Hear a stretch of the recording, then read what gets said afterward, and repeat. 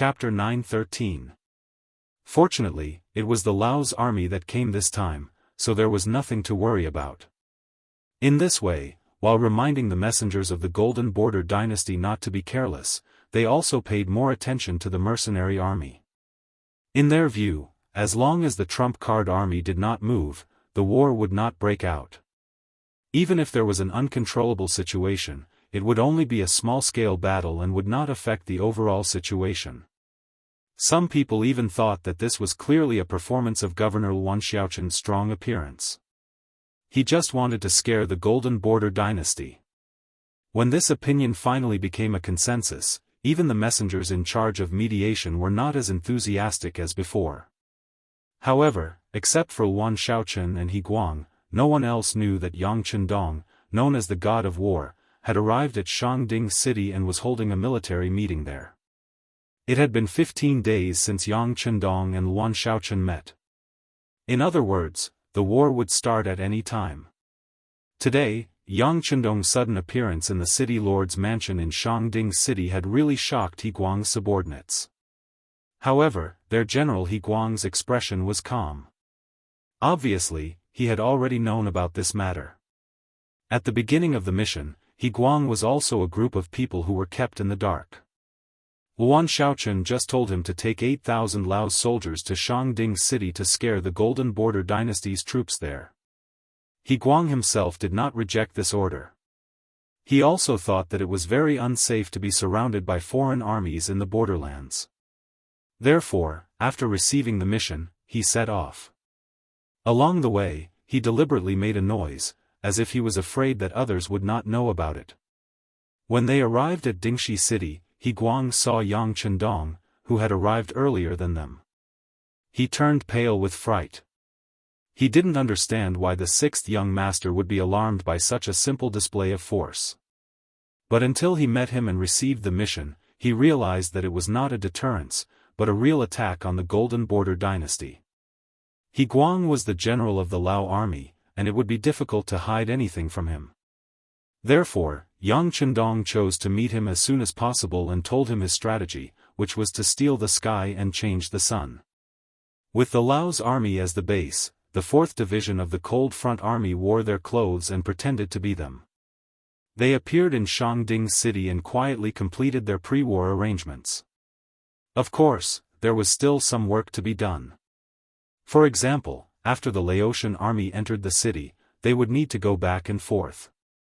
Only a small number of people would leave the city, while a large number of people would return to the city. This way, the Laotian army would be able to bring the entire army into the city. The soldiers who had already entered the city had to hide in the houses of the citizens to avoid detection from the spies of the other countries. Fortunately, the Golden Bian Dynasty had stationed their troops outside Shangding City for a long time. Most of the people in the city had fled in fear. In addition, there had been a massacre in Shangding City before, so there were many empty houses. It was not a problem for more than 10,000 mercenaries to live in. The meeting officially began. In front of many officers, Yang Chendong announced that the army would leave the city at midnight and attack the Golden Bian army. According to Yang Chendong, this time, the 8,000 Laotian soldiers did not need to fight on the battlefield. They only needed to follow the army and look for prisoners and territory. When the news was announced, many Laotian officers breathed a sigh of relief, but at the same time, they looked at the unfamiliar officers in front of them with some suspicion. As far as they knew, the 6th young master led the 4th Division of the Cold Front Army this time, plus 20 auxiliary battalions, a total of more than 16,000 people. Among them, the main task of 20 auxiliary battalions was to capture captives on the battlefield. How could they really defeat 50,000 enemies on the opposite side with just one cold vanguard division, and take down Jiba City like a hot knife through butter? Or even take down the entire Golden Bian Dynasty? Even if this division was powerful, it would be difficult for them to do that. Should they say that the 6th young master was confident or arrogant? The meeting went smoothly. With Yang Chendong there, almost everything was decided by him. The others had no chance to interrupt, let alone dare to question anything. In this way, they watched Yang Chendong announce the entire battle plan. I will reiterate one point. The main task of the auxiliary troops is to follow the main force of the 4th Division, provide them with ammunition, capture prisoners on the battlefield, and carry out simple battlefield rescue. The main task of the Laotian army is to receive and take care of the prisoners, receive the granaries and various warehouses in the cities we captured along the way, and do the necessary registration, and arrange for the people sent from other places to live in the Siam pool. In this, I hope that everyone can perform well. If anyone dares to hide the trophies or be absent during the war, don't blame the military law for being merciless. These words were Yang Chendong's reminder to the Laotian army. Because whether it was the Cold Front Army or the auxiliary troops, they were known for their strict military discipline. The Laotian army, on the other hand, was mostly made up of the original soldiers of the Kanglan Kingdom. Although they had undergone a certain restructuring, most of them were old and weak in the army, but this did not mean that they were really obedient. Yang Chendong did not want the soldiers to fight in the front line, but some people's selfishness caused problems in the rear. If that happened, he would inevitably have to find someone to punish. War was a matter of money, but at the same time, plundering resources was also a considerable amount of wealth. After so many years, the Golden Bian dynasty had some wealth, which would play a huge role in the reconstruction of this place after the war. After the order was given, He Guang's expression became very ugly. He knew that the 6th young master did not trust the Laotian army, but he could not refute. He could only stand at attention and say, "6th young master, please rest assured, I will definitely rectify the military discipline. If something like this happens, you don't need to kill, I will kill them and send them to you personally." Very good, I hope that this is not just for show, but for reality. Oh right, I forgot to remind you, I have sent a secret unit to watch everything in the dark. Whether you really did it or not, I will know very clearly. Yang Chendong nodded and did not forget to remind He Guang again. If he warned them to this extent, and they still showed their greedy nature, then he could only kill them as an example.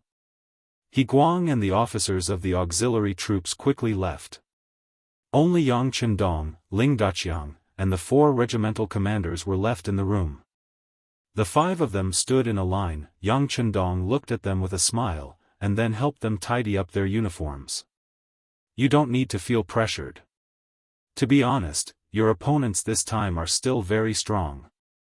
6th young master, we are not afraid of strong opponents, we will be stronger than them. Ling Daqiang said confidently. Yes, we will be stronger than them. The 4 regimental commanders said in unison. At the same time, their faces were filled with killing intent and confidence, as if their bodies were burning, and they were ready for a bloody battle on the battlefield.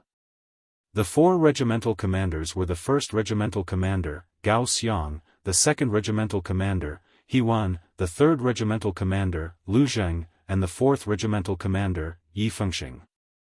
They had all been promoted step by step as soldiers, and that was how they became regimental commanders. The 4 of them had also entered the military department of Resin City Academy to further their studies. They were capable of wielding guns and killing people, and were also well versed in all kinds of military books. This time, the formation of the First Army was a good opportunity for them, and they had all been promoted from battalion to regimental commanders. This time, it was time for them to perform well on the battlefield.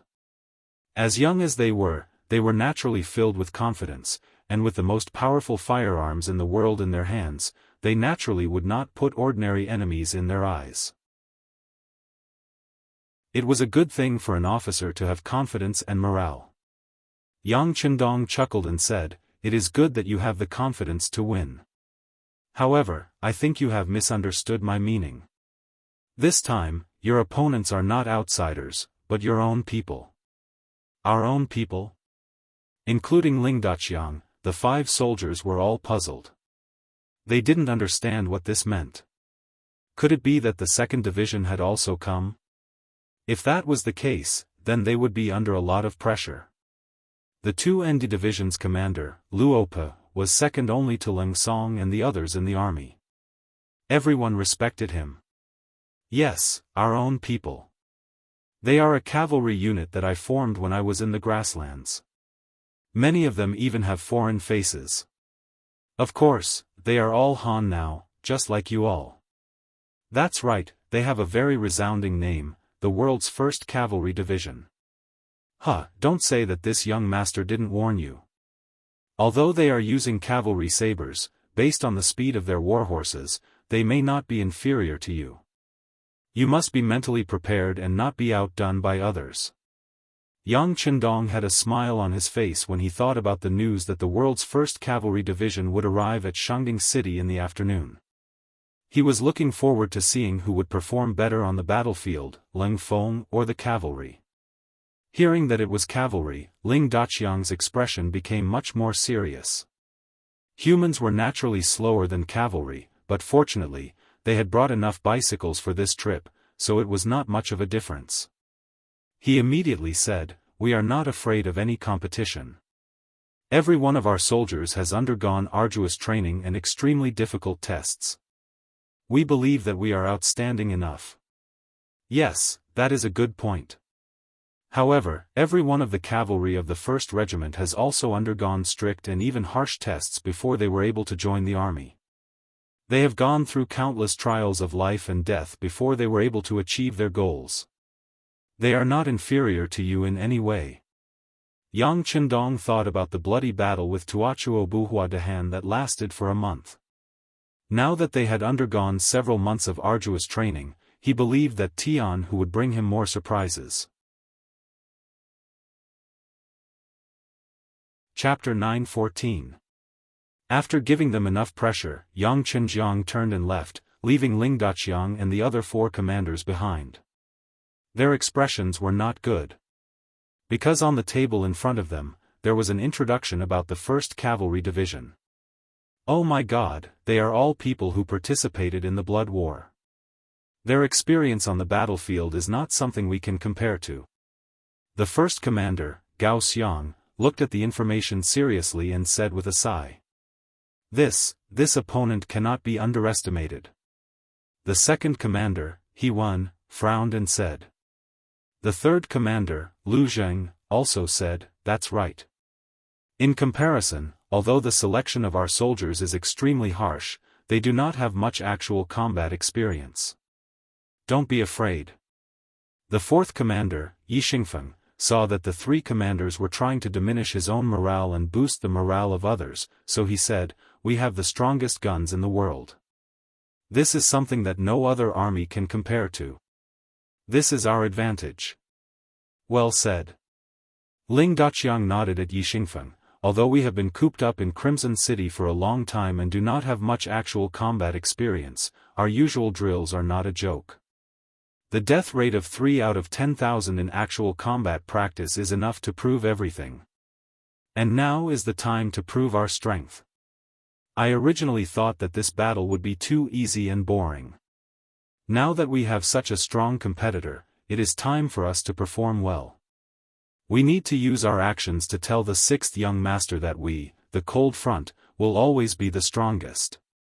Yes, we, the Cold Front, will always be the strongest. The 4 commanders were stirred up and said in unison. At this moment, every single one of them was exuding a strong fighting spirit. Yang Chendong walked out of the main hall, followed by Beta Persei, who looked like he wanted to say something. Okay, if you have something to say, just say it. When did you learn to stammer like a girl? Yang Chendong noticed the change in Beta Persei and laughed. Young master, I am worried. Will your words affect the morale of the 4th Division? If they are pressured too much or their morale is damaged and they do not perform well, then it will be difficult for us to solve the problem of the Phnom Penh dynasty in 1 or 2 months with only 10,000 people. If this drags on, once Siam and Ava send troops, the situation will be bad. Beta Persei raised his head and looked seriously at Yang Chendong's back. It's okay, young master knows what to do. Besides, if the Cold Front can't even stand this little bit of pressure, then they are not worthy of their name. As for the result, we'll just have to wait and see. Yang Chendong laughed as he spoke. Only when there was competition would there be motivation. So what if he was Ling Feng? When it was time to carry the burden, he would carry it. To be honest, he had high hopes for the 1st Cavalry Division. He was looking forward to their perfect performance in this battle. The 1st Cavalry Division that Yang Chendong thought highly of had arrived at a forest outside Shangding City. After arriving here, Division Commander Tian who ordered the whole army to dismount and rest. When the sky was completely dark, they would enter the city to meet the 6th young master. They were originally made up of the most elite cavalrymen. After a few months of training, the 3 regiments of 6,000 men were completed. After a long period of training, the 6,000 cavalrymen dismounted when they heard the order. The warriors leaned against the trees and closed their eyes to sleep. Tian who often said that an army that did not know how to use the time to rest was an unqualified army. A real soldier could use all the time to rest, even if they were in a hurry, in order to perform better in the upcoming battle. The division commander's order was carried out and carried out. Now that the order was given, except for the necessary scouts who were still wandering outside, the rest of the soldiers entered a state of rest. Tian who first patrolled the area and looked at the surrounding terrain. In his mind, he came up with all sorts of solutions in case of an emergency. Then, he came to the bottom of a big tree. Here, his 3 captains were already waiting for him. The 1st Regimental Commander, Temu, the 2nd Regimental Commander, Lu Duo, and the 3rd Regimental Commander, Hu Bo, sat there with a bloody aura. This was caused by them killing too many people recently. It was worth mentioning here that the 3 regimental commanders of the 1st Cavalry Division, which Yang Chendong thought highly of, were all captives. Just this spirit alone was enough to make few people rival them. Division Commander. When Tian Hu appeared, the 3 regimental commanders stood up together with a respectful expression. This was not only because they were regimental commanders and Tian Hu was their commanding officer, but also because Tian Hu had used his own strength to conquer them. During this period of time, with the first city and the embryonic North Desert City as the center point, they patrolled several times within 1,000 miles of the surrounding area. Whenever they encountered a patrolling cavalry from a hostile force, they would kill them without hesitation. Among them, Tian Hu had killed the most enemies. His dual sabers were like an art. Once he killed the enemy, it was dazzling and impossible for the enemy to guard against. In the grassland, there was a saying of the 3 tigers. Tiger's Mane, Iron Tiger, and Tian Hu were listed as the 3 tigers by the Heavenly Khan's side. This meant that they were the most powerful and invincible existences. To be listed as one of the 3 tigers, Tian Hu was naturally very happy. However, he also knew that this was just a saying among the people and was not recognized by Yang Chendong. In his eyes, it was extremely important to get the recognition of the 6th young master. Therefore, after receiving the order this time, he made up his mind to perform well and let the 6th young master see his ability. He wanted to let the 6th young master know that it was a right decision to hand over the 1st Cavalry Division to him. "Take a seat," Tian Hu said casually. Usually, he was still very approachable. Only on the battlefield would he become a butcher, a killing tool. If someone violated the military law at that time and fell into his hands, they would definitely suffer a fate worse than death. I'm sure everyone is familiar with the battle plan, so I'll only say one thing. This is the first chance for us, the 1st Cavalry Division, to show off in front of the 6th young master. I don't want to see anyone holding us back. In short, once we're on the battlefield, charge forward with all your might and kill with all your might. We'll definitely get the credit. Tian Hu's expression was calm, but he was also very serious as he spoke. This was to set the tone for this battle. The 3 captains all nodded in agreement. However, the 1st commander, Temu, expressed his opinion. "Commander, I heard that our competitor is the 4th Division of the Cold Front. They are all equipped with firearms. Although they don't have war horses, they have bicycles that can move freely and they don't need to eat food. I'm afraid that their speed won't be too slow. Firearms are powerful, but charging on the battlefield requires time to aim and preparation. Every soldier has to bring a large amount of ammunition with them.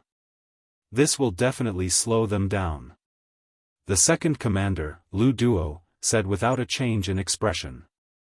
He was clearly very confident. Commander Lu is right. We have the fastest speed on land. No one will be faster than us. Hu Bo agreed.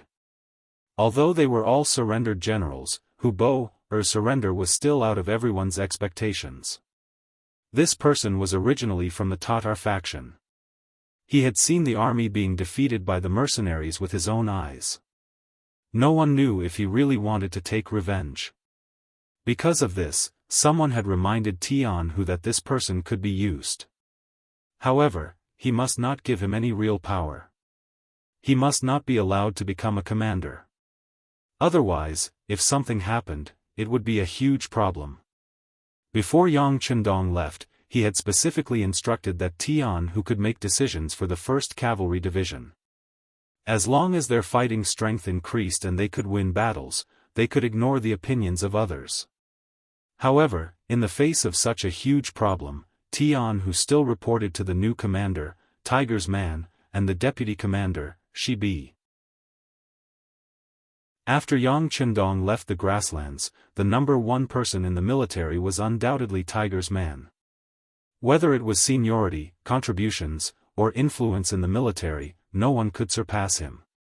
In addition, he was the only one with the rank of Major General among them, so it was reasonable to report to him if there was anything to report. When Jianghu reported that Hu Bo was going to be the commander of the 3rd Cavalry Division, Tiger's Man only asked him one thing: if you feel that he's sincerely working for the mercenaries, you can control him and use him. No problem. Although he's the commander of the 3rd Cavalry Division, most of our brothers are here for the war god and the Khan. He can't do anything alone.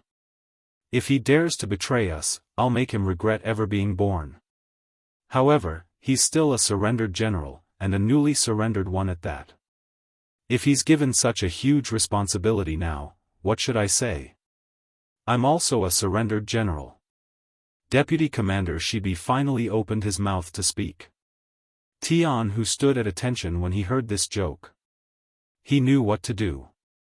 Not long after, Hu Bo was appointed as the 3rd commander of the 1st Cavalry Division. Back then, when he received this mission, even a man like Hu Bo had cried. He did not expect the mercenaries to trust him so much.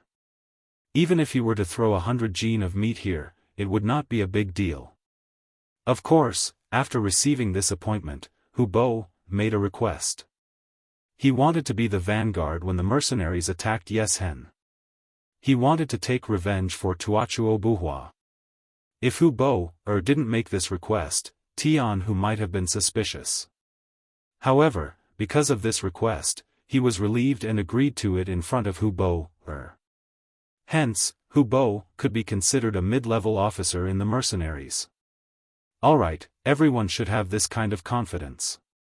As for the 1st commander's worries, we need to take them seriously. I've thought about this problem too. We need to make use of our strengths and use our speed to our advantage. If we encounter a city on the way, we don't need to force our way in. Instead, we need to go around it and clear out the surroundings. This way, we won't be tied down by the city and can make use of our advantage. Jianghu said.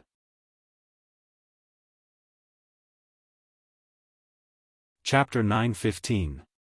Being the commander of the 1st Cavalry Division was not just about bravery. Back then, Yang Chendong had chosen Jianghu out of everyone else because Jianghu had studied in the academy and had a good understanding of the art of war. Now it seemed that this person was indeed good at leading troops into battle. The 4 of them quickly reached a consensus and entered the city under the moonlight when it was dark. At this moment, Shangding City was already under martial law and curfew was imposed at night. There was a rule that no one was allowed to go out after dark, or they would be punished for collaborating with the enemy. Therefore, even the people living in Shangding City could only hear the sound of horses on the ground, but they had no idea how many troops were outside. Several secret agents of the Golden Bian dynasty felt that something was wrong, so they sneaked out of their homes and wanted to spread the news. However, as soon as they went out on the street, they were caught by the security bureau who had been waiting for a long time, and they were all captured alive. The news that the army was gathering and was about to launch an attack was tightly covered up. In the main hall of the Castellan mansion, Yang Chendong met the officers of the 1st Cavalry Division who came from the grassland. As soon as they appeared in the hall, a murderous aura unconsciously filled the air, which made Ling Daqiang, the commander of the 4th Cold Front Division, and the regimental commanders under him feel refreshed, and they blurted out unconsciously. What a strong murderous aura! This must be an army that has gone through countless tests on the battlefield. Our opponents are quite strong. We are under pressure. Don't be afraid. The greater the pressure, the greater the motivation. Although the officers were talking in private, Yang Chendong still saw their performance. He coughed softly and said, "I called you here today to let you meet each other and get to know each other. When you need to be united on the battlefield, you must be united, but when you need to compete, you must compete. Remember, war is not a treat. You must show your true ability. I am waiting to see your performance and give you credit." Yes. Everyone nodded at Yang Chendong in unison. Well, there is one thing I want to tell you in advance. I have promised the governor of Laos, Wuan Shaochen, that we will take down the Phnom Penh dynasty in 1 to 2 months. You have to work hard and don't let me break my promise. With a chuckle, Yang Chendong set the date for the war. None of the officers had any doubts about this, as if this was a very reasonable request. On the other hand, General He Guang, who was fortunate enough to be a part of this, had a face full of shock. From the moment Tian who walked into the hall with the 3 officers, he felt an inexplicable sense of nervousness. Perhaps it was because the murderous aura of these people was too strong. He couldn't figure out where the 6th young master got these killing machines from. They gave him the feeling that they were a scabbard that could be unsheathed at any time, making him feel suffocated. However, that pressure was not as great as the pressure that Yang Chendong's words gave him. How could it be possible to destroy the Phnom Penh dynasty in 1 to 2 months? No wonder He Guang had such an idea. Even if the Laos army was fully prepared, it would take at least 2 to 3 years to finish the war. The Phnom Penh dynasty was a country with an army of 250,000 and a navy of 50,000. How could it be possible to destroy the Phnom Penh dynasty in such a short time with only 10,000 people? No matter how many doubts He Guang had, the meeting still went on as usual. The provisions, weapons, and other things you need are all in the city's warehouse. In a while, you can send troops to get them. Take as much as you can because once the war starts, our logistics won't be able to supply as fast as your attack. At that time, you can only snatch everything you need from the enemy's hands. It was obvious that he meant to rob. Hearing this, the officers of the 4th Division of the Cold Front and the 1st Cavalry Division were extremely excited. If they could rob the land they occupied at will while fighting, then their last doubt would be solved. Feeling the excitement of these officers, Yang Chendong just smiled and didn't say anything. He didn't even ask them to not hurt the civilians. The Phnom Penh dynasty was inseparable from the Han people in terms of historical origin. However, in recent years, the Han people were regarded as slaves and as thorns in their flesh. Just this blockade, the Security Bureau had already received news that countless Han people were killed by the Phnom Penh dynasty. Yang Chendong naturally wouldn't be polite to such a people. He never thought that he had a big heart, nor did he think that repaying evil with good was the right thing to do. If that was the case, then how should he repay the virtuous people? Repaying kindness with evil? As for whether or not the Han would suffer losses in this battle, this was something that could not be avoided. However, as long as the Han people were smart enough to declare that they were Han people, no matter if it was the Leng Feng, the mercenaries, or the local forces like He Guang's Lao army, they would not dare to kill the Han people. Otherwise, if they were found guilty, they would be severely punished and their futures would be cut off, or even their lives. There was less than an hour before midnight, but a quarter of the items in the warehouse were already gone. Beta Persei had experience in managing logistics, so this time, he also helped to check on the situation. When he saw that there were still so many war supplies left in the warehouse, he reported the matter to Chen Dong. Young Master, the 4th Division of the Cold Front and the 1st Cavalry Division only took 5 days of rations, and most of the heavy equipment is also piled in the warehouse. It seems that they want to use the war to support the war. After listening, Yang Chendong analyzed the thoughts of these officers. This was also good. With less heavy items, they could maximize their speed.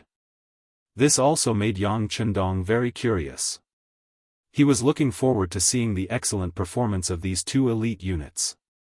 The supplies were distributed to the soldiers one by one, and then everyone began to check their weapons and equipment an hour before the war to make the final preparations.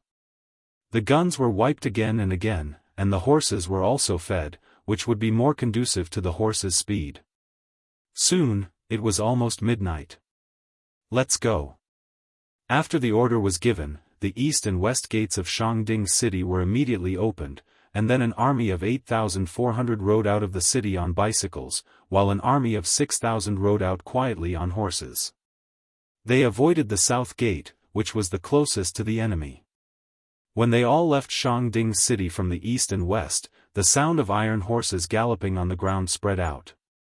1 man and 2 horses, a total of 12,000 horses, like a dragon entering the sea, went straight to the army of Phnom Penh Dynasty. They moved so fast. Everyone, speed up. Feeling the tremors from the earth, the commander of the 4th Division, Ling Duqiang, also shouted loudly. Then more than 8,000 bicycles rushed to the first blockade line 10 miles away from Shangding City under the moonlight. When it came to short distance marching on a plain, no one would be a match for the cavalry. What's more, which soldier of the 1st Cavalry Division was not a master of horsemanship? They leaned lightly on the horses to reduce wind resistance, and quickly went to the first blockade line of the Phnom Penh Dynasty. This blockade line had been in place for nearly half a year. In the beginning, they were still nervous for a while, afraid that the mercenaries would suddenly kill them. But as the days passed and nothing happened, everyone unconsciously relaxed their vigilance. Just like tonight, most of the soldiers of the Phnom Penh Dynasty were still asleep. All of a sudden, they felt the earth tremble. Those who were highly alert and sleepy crawled out of their beds. However, most of the soldiers were still lying in their blankets. It was the end of winter and the beginning of spring, so the temperature outside their blankets was still very cold. The 1st Regiment on the left, the 2nd Regiment on the right, and the 3rd Regiment at the back. Charge! Division Commander Tian who took the lead. Seeing that the enemy camp with torches was less than 2 miles away, he issued the slogan to charge and kill the enemy. After the order was issued, the 1st Cavalry Division quickly changed the formation.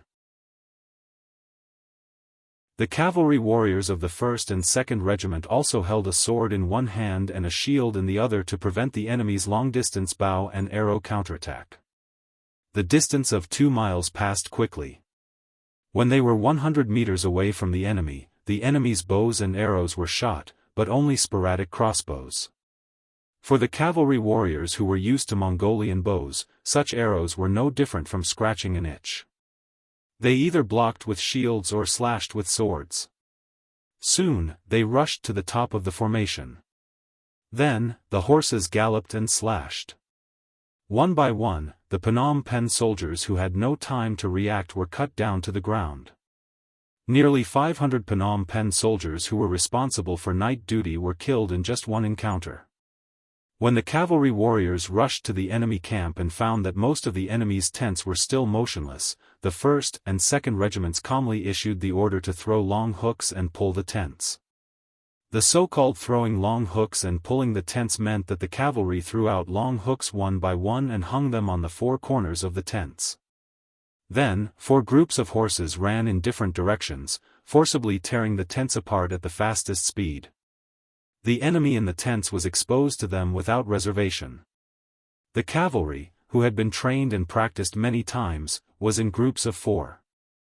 Soon, the tents were forcibly uprooted one by one. Countless Phnom Penh soldiers were exposed under the moonlight. Most of them were not even properly dressed, let alone holding any weapons in their hands. This was a one-sided massacre. It was a passive battle that no one had prepared for. The 5,000 soldiers of the Phnom Penh dynasty in the first blockade line were all killed in less than half an hour. Not a single one was left alive.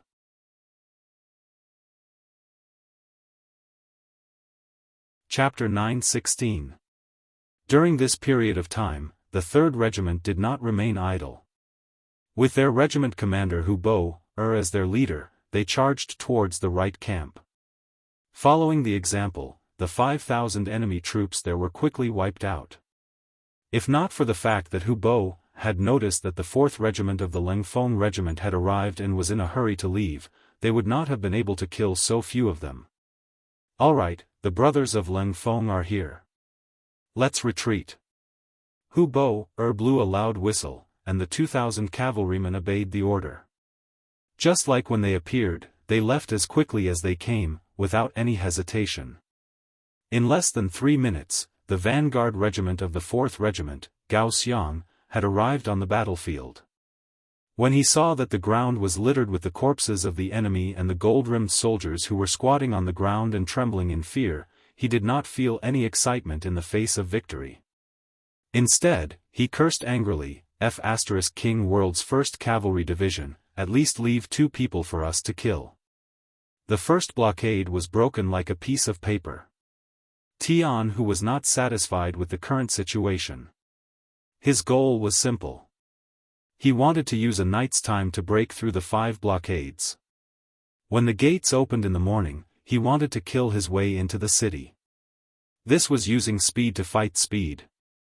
Taking advantage of the fact that the enemy did not have time to react, he wanted to kill his way into the city. This was a bold idea that would exceed everyone's expectations. However, this was also a feasible strategy. Taking advantage of the enemy's lack of defense, the cavalrymen could rely on their speed to accomplish this. However, the prerequisite for all of this was that the 1st Cavalry Division could not afford to slack off or be obstructed in the slightest. After wiping out the enemy's first line of defense, Tian Hu's confidence was greatly boosted. He immediately proposed the second plan of attack.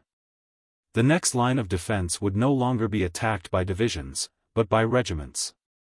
The second line of defense would be left to the 1st Cavalry Regiment, while the 2nd and 3rd Cavalry Regiments would charge forward without stopping.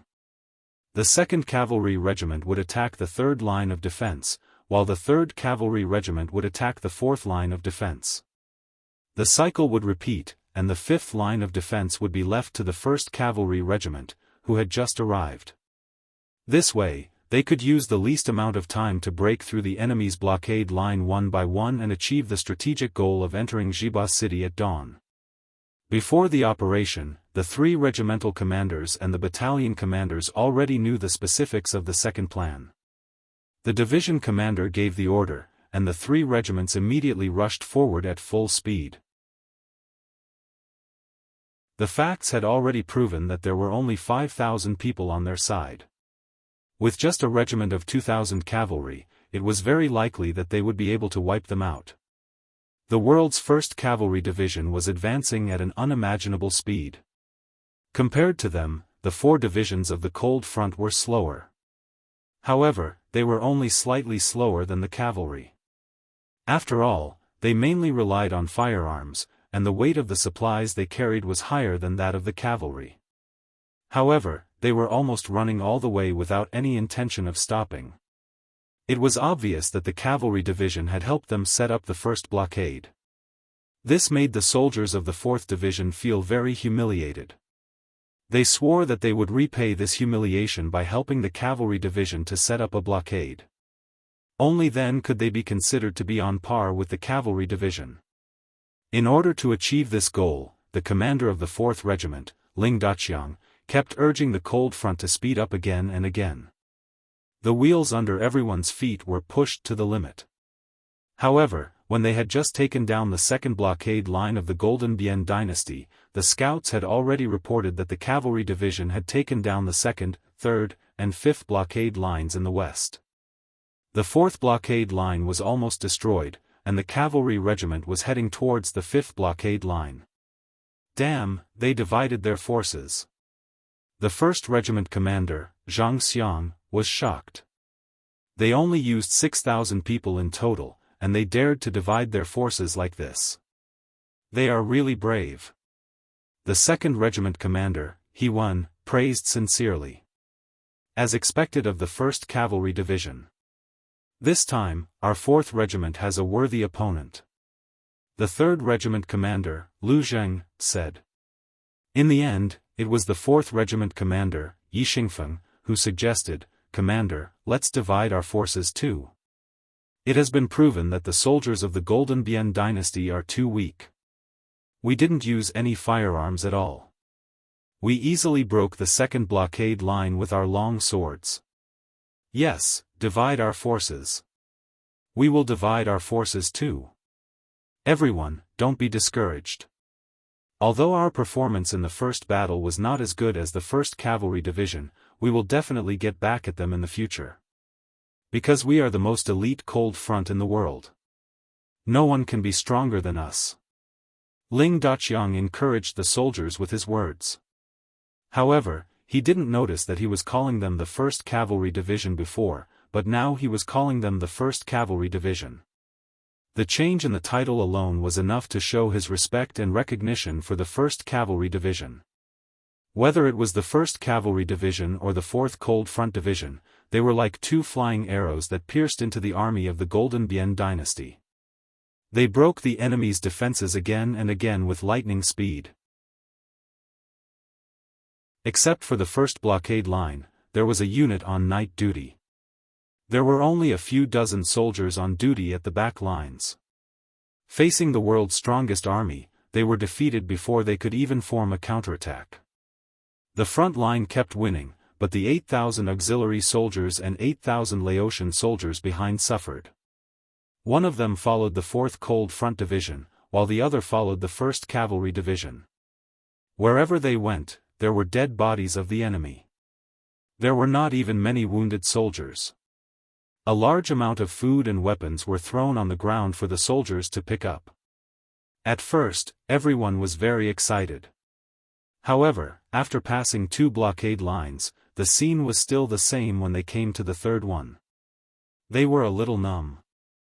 Most importantly, they were carrying too many spoils of war on their backs, and they could no longer move. The 6th young master ordered us to put all the spoils together and cover them with the enemy's tents.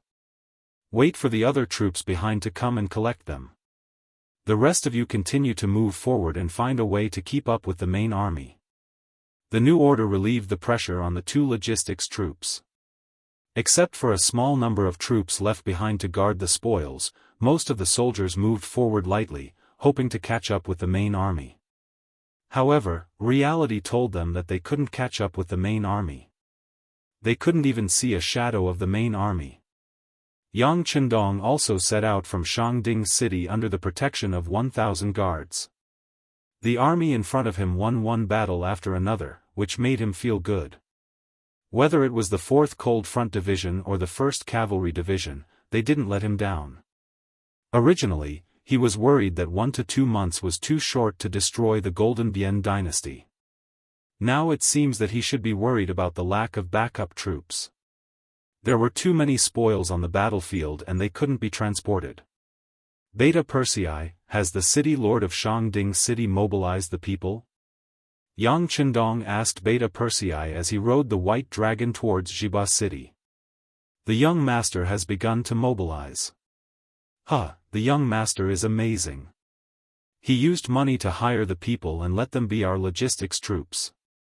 This way, the spoils can be stored quickly and the people can earn money from it. Let them see the power of our army and form a deterrent force. It's really killing several birds with one stone. Beta Persei flattered with admiration. Since ancient times, fighting on the battlefield has always been the business of the soldiers. When did the people get involved?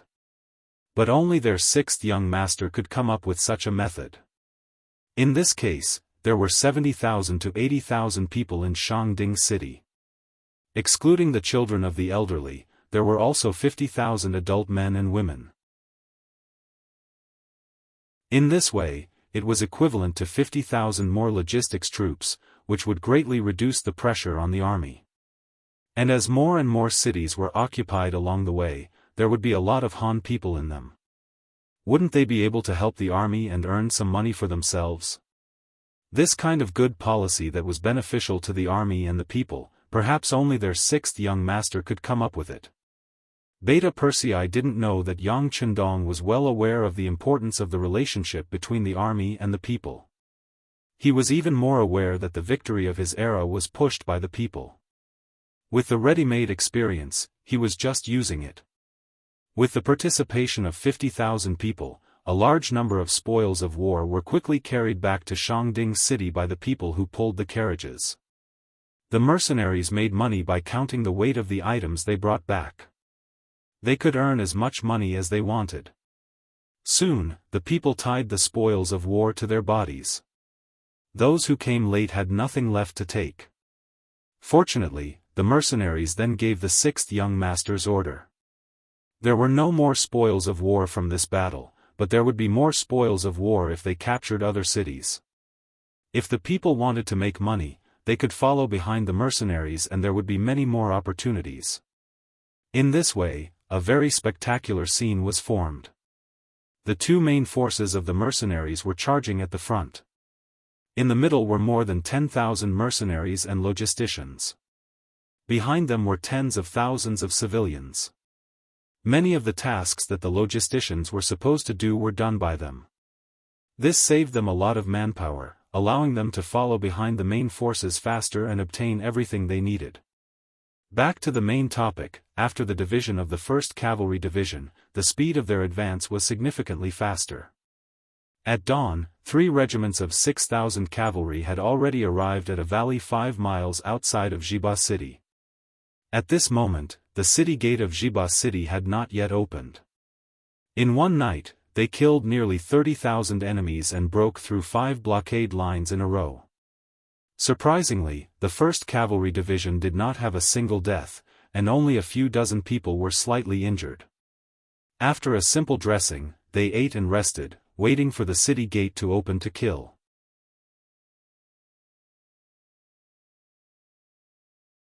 Chapter 9:17. The sky was already bright, and the news of the defeat at the front had yet to reach them.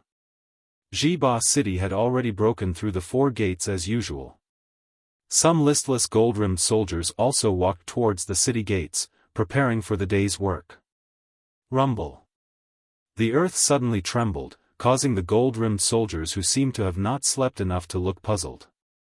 Looking up at the sky, it was still clear, and there was no sign of heavy rain.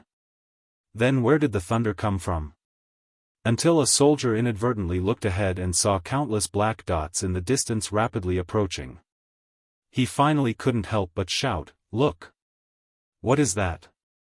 After a full 2 breaths of silence, a gold-rimmed soldier was the first to wake up and shouted, "It's the enemy, it's the cavalry, quick! Close the city gates, everyone retreat into the city." It was just that it was too late to think of retreating at this time. As the vanguard, the 1st Cavalry Regiment, Temu, had already brought a group of brothers to the city gates. First, there was a long-range attack with bows and arrows. More than 10 soldiers guarding the north gate were killed by the arrows. The cavalry rushed into Jiba City like a torrent, unstoppable. The 2nd Cavalry Regiment will follow, and the 3rd Cavalry Regiment will be the last. Remember, after entering the city, close the 4 gates and prohibit anyone from entering or leaving. You must not let anyone go. Spread the news. Division Commander Tian who rode on his horse and gave the military order. The later the footprints of the 1st Cavalry Division were known to the enemy, the more advantageous it would be for them. Tian Hu knew that their advantage was that they were fast enough, and their charge was fierce enough. For example, the musketeers still needed to stop and aim at the target when charging, but they didn't need to. They only needed to charge continuously and kill the enemy on the way. But they also had their own disadvantages, and that was, once it involved siege warfare, their strength would be greatly restrained. How to take advantage of the enemy's unpreparedness and kill their way into the enemy's city became something that he needed to plan and consider. The cavalry entered the city, and along the way, anyone who blocked the way was cut in half by the cavalry's sword. This kind of charge that disregarded human lives quickly emptied the roads in the city to ensure that the cavalry could quickly run through the city without any restrictions. It was precisely because they were fast enough that the 2,000 defenders in Jiba City had not yet figured out what had happened. Even the soldiers who had asked for help did not have time to leave the city before they were firmly surrounded, and those who resisted were all killed. Occasionally, some commoners who had already left the city would be caught up by the cavalrymen. Those who refused to return to the city would naturally end up dead. 2 hours later, when it was almost noon, the situation in Jiba City was under control. The people stayed at home, and the surrendered soldiers were locked up in the barracks. The management of the entire city fell into the hands of Division Commander Tian Hu. Tell everyone to eat and take the time to rest. We still have to continue our journey. Tian Hu ordered the messenger beside him as he ate the hot dishes prepared by the chefs in the city lord mansion. After noon, the mighty bicycle army finally arrived. As soon as the 4th Division of the Cold Front Division appeared outside the city, the north gate of Jiba City was opened from the inside. A line of cavalry poured out and made a gesture of welcoming them into the city. The 1st Cavalry Division is really fast. With a sigh, Division Commander De Chang led the army into the city. Only half an hour later, the 1st Cavalry Division, who had been properly rested, left the city again. They handed over the management of Jiba City to the 4th Division of the Cold Front Division. In this regard, some of the officers of the 4th Division of the Cold Front Division were naturally unhappy. They were the main force, okay? Now it was like they were logistics troops receiving goods. But they had no choice. They rushed all the way here, and even their legs were sore from riding the bicycle. Now that they no longer had the strength to continue fighting outside the city, the name of the vanguard could only be placed on the 1st Cavalry Division. Compared to the 4th Division of the Cold Front Division, which was only a few hours later, 8,000 auxiliary soldiers and 8,000 Laos soldiers rushed to Jiba City early the next morning. Then, the management of the city was once again handed over. The 4th Division of the Cold Front Division went straight to Jianghu City, another important city of the Phnom Penh dynasty in the south. Jianghu City, the main city in the north of the Phnom Penh dynasty. The population was close to 300,000, and there were about 5,000 troops stationed there. According to the rank of the defending general, Zhao En was a third-grade general of the Phnom Penh dynasty, and had a lot of power. The news of the 5 blockade lines and the capture of Jiba City had not spread back. The defense of Jianghu City was also as usual, and there was no increase in strength. General Zhao En also did not know that a disaster was about to befall him.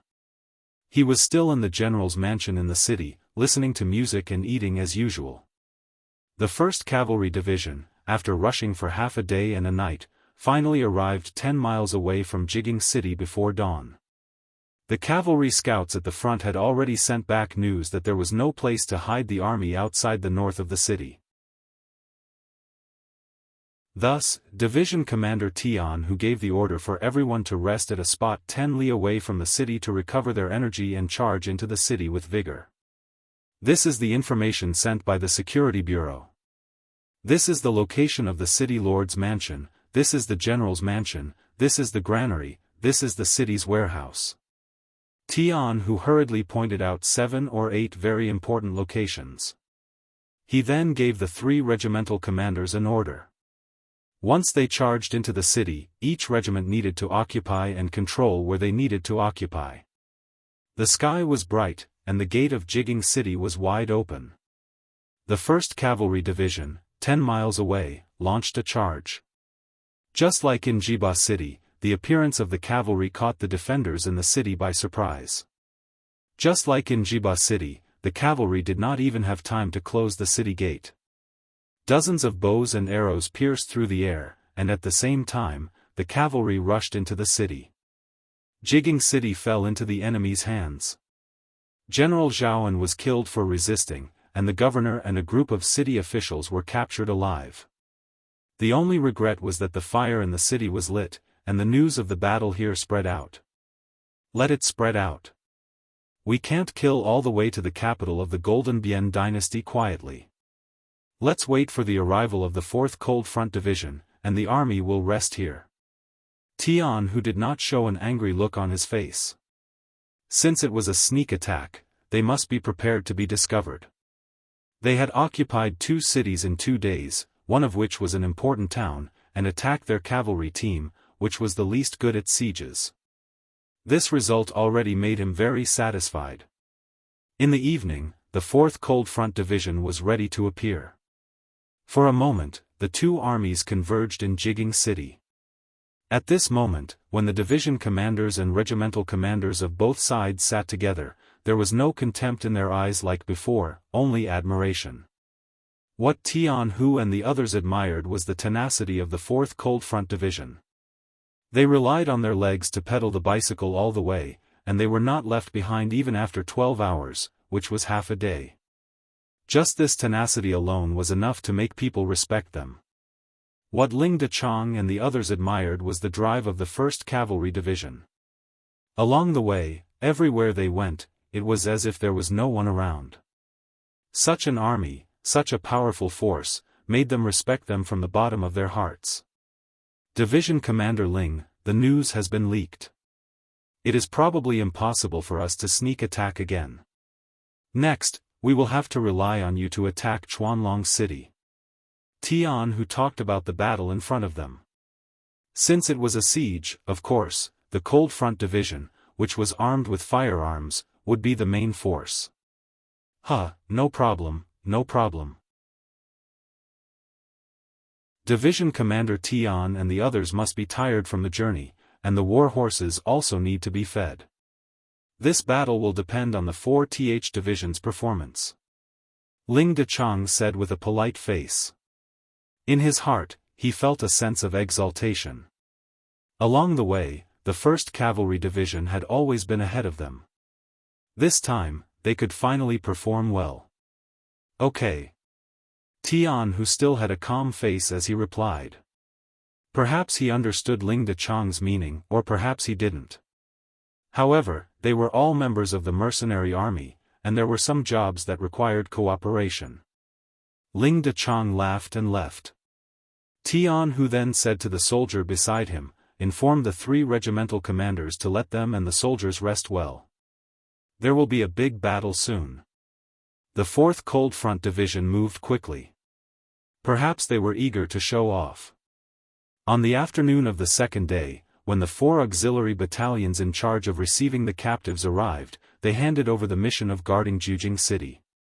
Then, the army left the city and rushed to Chuanlong City, which was 120 miles away.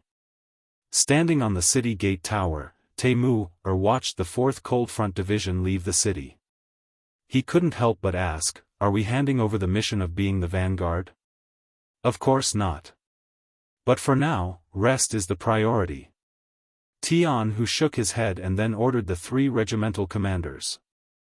The 4th Division of the Cold Front left Orange Well City and used an afternoon to ride to the outskirts of Chuanlong City. Facing the tightly shut city gates, Division Commander Dechang gave the order and the mortars roared, hitting the city walls in the north. A huge hole appeared. A group that had long been prepared at the side sounded the bugle call to charge. 2,000 soldiers rushed out and entered Chuanlong City. The siege was unexpectedly smooth. Ling Dechang, who was standing in the middle of the army, put down his binoculars and shook his head. It seems that the enemy has retreated. This is an undefended city.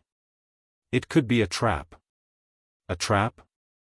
Are you saying that the Gold Border Dynasty wants to lure us in and then catch us in a jar?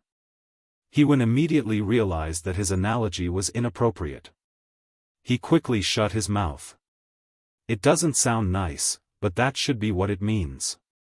Ling Dechang said casually. If that's the case, then we won't enter the city. We'll find a wide area outside the city and wait. Let's see what tricks they have up their sleeves.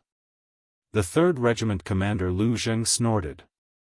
Obviously, he looked down on the little tricks that only 3-year-olds would play.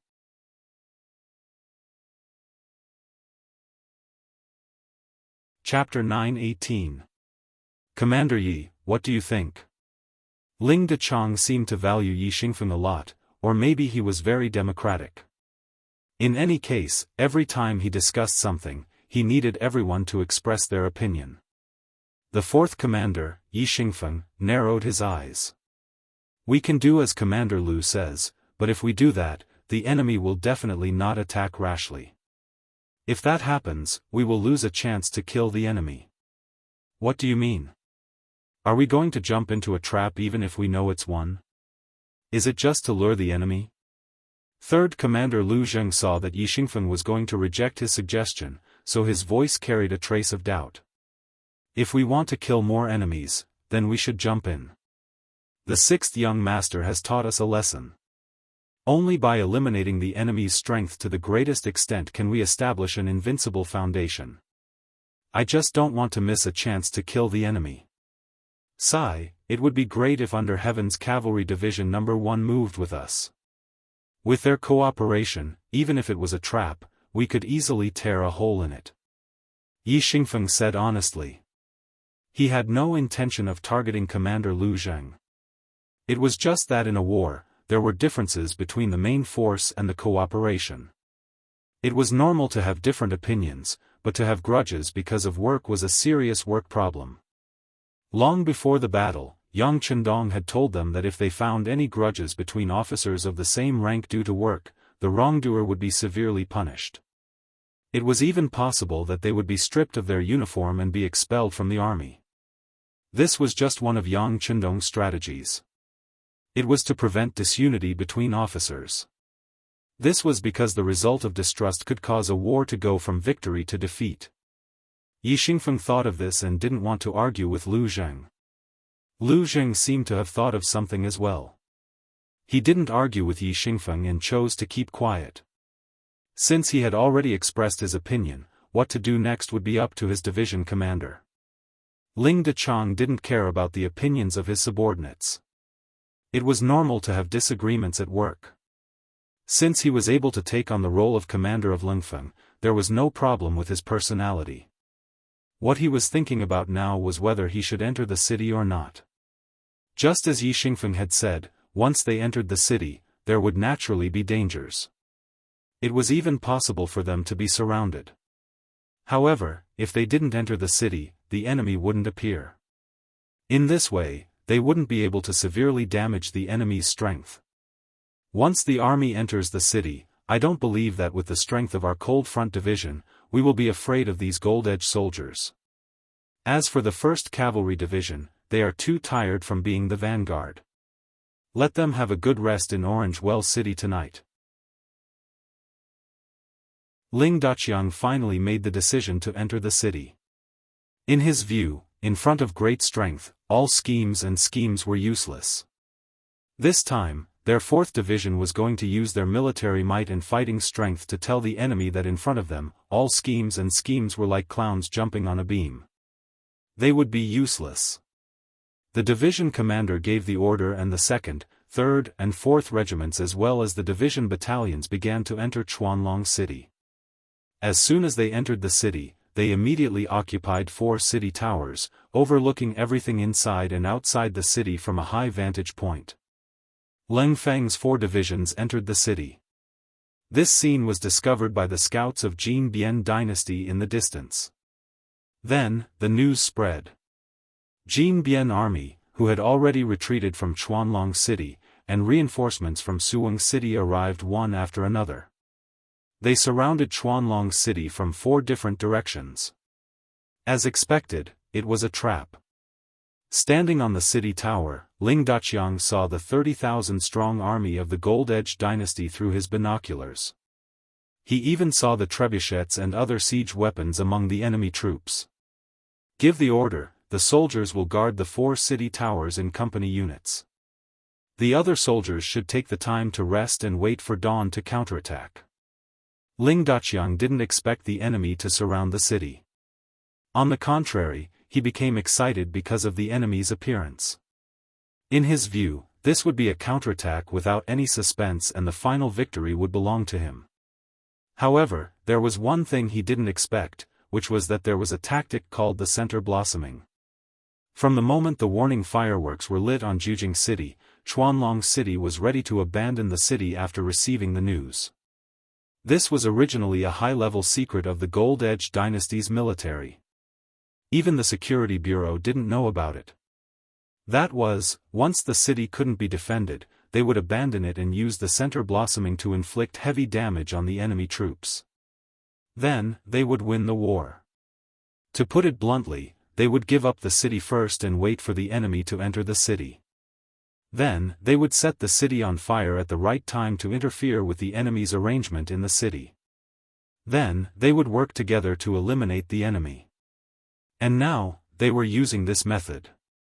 Taking advantage of the fact that the sky had already darkened by the time the 4 Cold Front Division entered the city, they were unable to carefully investigate the situation within the city. Thus, they were preparing to set Chuanlong City on fire. Of course, the Cold Front Division were not to be trifled with. There was one rule in their training. When they entered a city, the first thing they had to do was to clear all the possible dangers in the city.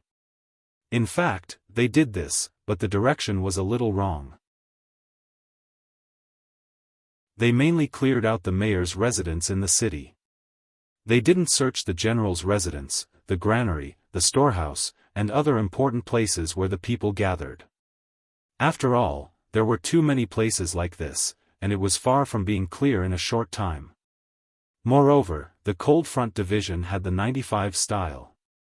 If someone confronted them face to face, they wouldn't be afraid of anyone or any army. 10 miles north of Chuanlong City, 30,000 Gold-Edged Dynasty troops were gathered here.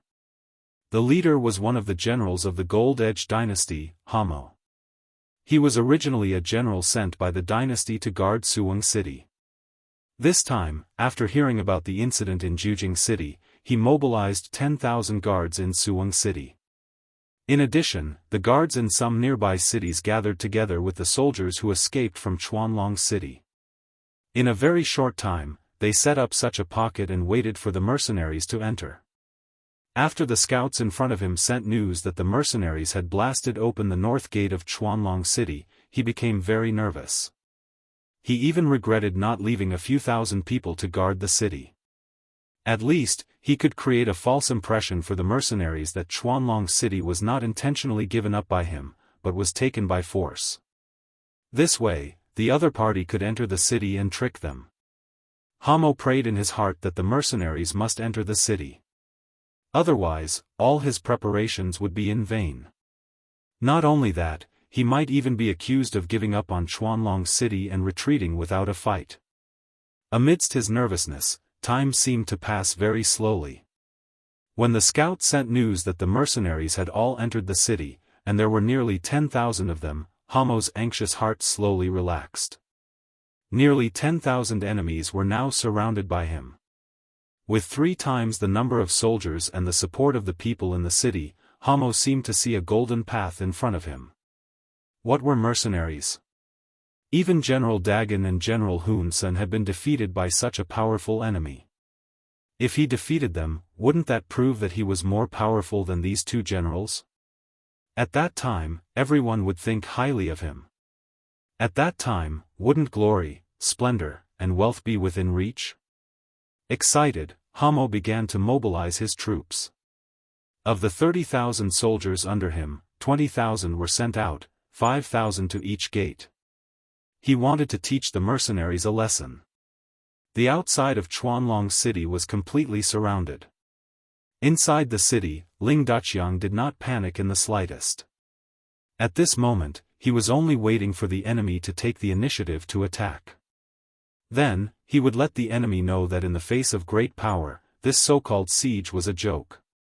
Just as Ling Daqiang was waiting for the other party to attack, he suddenly felt the surrounding temperature rise. Then, a huge fire shone on his face, and his expression turned ugly in an instant. Reporting to Division Commander, many places in the city have been set ablaze, and the fire is spreading rapidly. The 4 commanders ask for instructions. What should we do? Reporting to Division Commander, the fire has spread everywhere, and it is impossible to extinguish it. Moreover, it seems to be surrounding our army. The 4 commanders ask for instructions. Should we break out of the city? Reporting to Division Commander, we must retreat. The fire is about to reach you, please leave with us. News after news was sent to Ling Daqiang, and he finally figured out what the Phnom Penh army was planning. He thought that he had been very careful, but he did not expect the enemy to be so crazy. The fire started in the residential area first, and many people in the city would be buried with it. Really ruthless. Ling Daqiang sighed and sighed. In order to win, the Phnom Penh army treated the lives of the people like grass. He shook his head and issued a military order, ordering all the troops to withdraw from the north gate. After issuing the order, Ling Daqiang staggered and almost fell to the ground. Forcibly leaving the city in the middle of the night was not a wise move. Although the 4 divisions of the Cold Front were well trained, and there should be no chaos in the army, it was inevitable that they would suffer losses in a hurry. Ling Daqiang, who was supported by the guards, was now thinking of reducing the losses as much as possible. If the 4 divisions were seriously injured because of this, he was afraid that he would not have the face to see the 6th young master and his other comrades. The fire was burning in Xuanlong City, and it was clearly visible from far away. In the middle of the Phnom Penh army, General Hamo laughed. He did not dare to expect that the 30,000 troops could eliminate nearly 10,000 mercenaries, but as long as they could seriously injure them and force them to retreat, it would be a great achievement.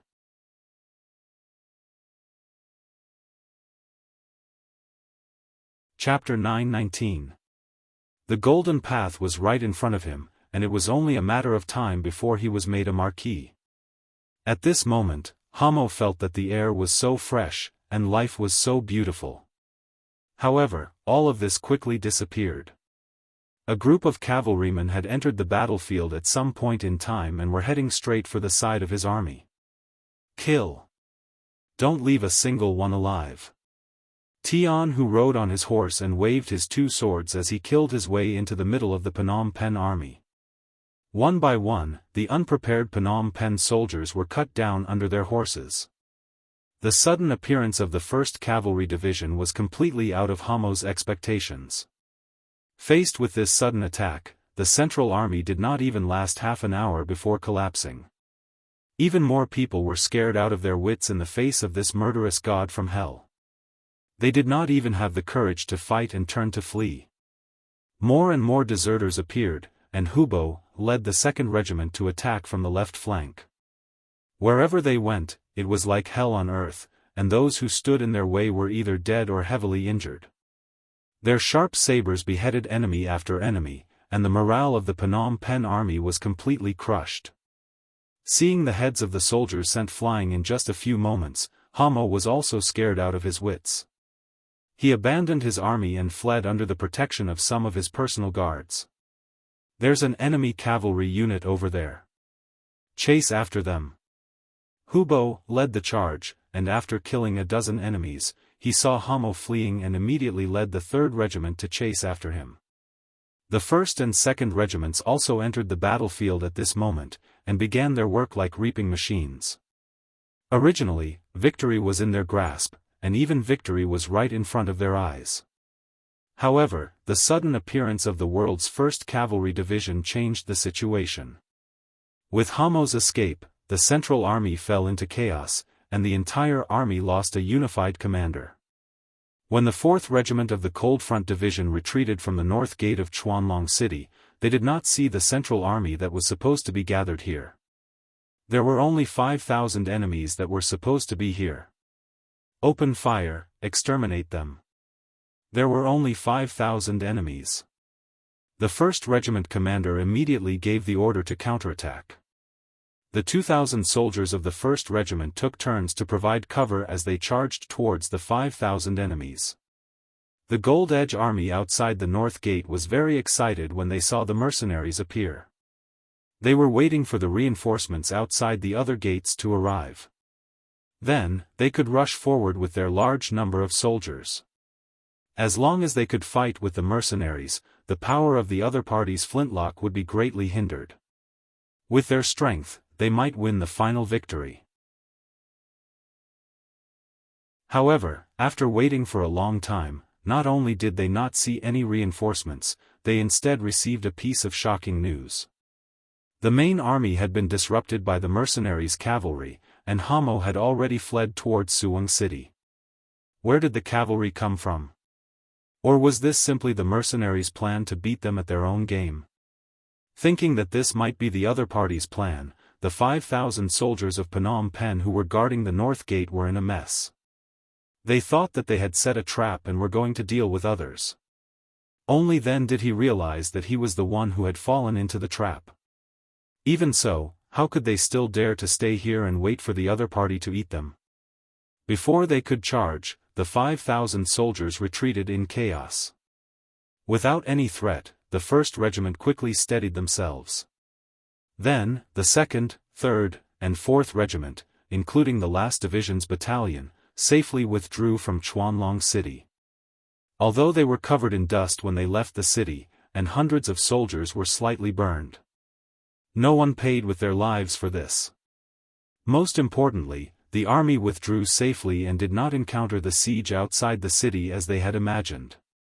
The division commander, De Chang, had a puzzled expression. He did not understand what the Gold Edge army was doing. Why did they give up this opportunity to seriously injure him? Did they just set a fire to scare him? Investigate. Send out all the scouts. Find out what's going on. A commander who did not understand the situation on the battlefield was not fit for his job. De Chang felt that he was now blind and had lost his wisdom. Reporting, the world's #1 cavalry division is calling. A telegram appeared at the right time and gave a brief explanation of the situation on the battlefield. Looking at the telegram sent by Tian Hu, he finally understood the situation outside. Daqiang let out a sigh of relief. Commander Tian called. They have broken through the middle of the Phnom Penh army and are now chasing the enemy generals. They are ready to kill their way into Suwon City. He asked us to eliminate the remaining enemies here as soon as possible and then asked us to meet in Suwon City. After a brief explanation of the situation, De Chang's face was filled with emotions. He had always thought that he could be faster than the enemy, but now it seemed that the credit would be taken by the enemy. But this time, he was not jealous. If the enemy had not appeared in time, the 4 divisions of Leng Feng would have been heavily injured. The enemy had saved his life, and he had to acknowledge this debt. Every regiment, quickly eliminate the enemy. Gather in 4 hours and set off for Suwon City. De Chang used his identity as a division commander to point out the direction for the troops. Sporadic gunshots rang out on the battlefield. Hu Bo was closely following the dozens of cavalry in front of him. After confirming that the enemy was the Gold Edge general and that they were escaping in the direction of Suwon City, he was no longer in a hurry. He had the soldiers follow behind at a distance of 1 li, neither fast nor slow. Every cavalry member of the 1st Cavalry Division had brought 2 groups of war horses with them. They could switch horses at any time to increase their speed to the maximum and also to maintain their peak condition. Hu Bo intentionally slowed down. After more than 2 hours, Division Commander Tian Hu led the main force to catch up. When he saw that the 3 regiments were only following closely behind and did not launch a quick attack, Tian Hu's usually stern face actually revealed a smile. Not bad, not bad. Commander Hu is very considerate. Clearly, Tian who had seen through Hu Bo's plan to bait the big fish. With the speed of 1 man and 2 horses of the 1st Cavalry Division, it was naturally not difficult for them to catch up to Hamo. However, they did not do so because they wanted to use this person to knock down Suwang City's sturdy gates.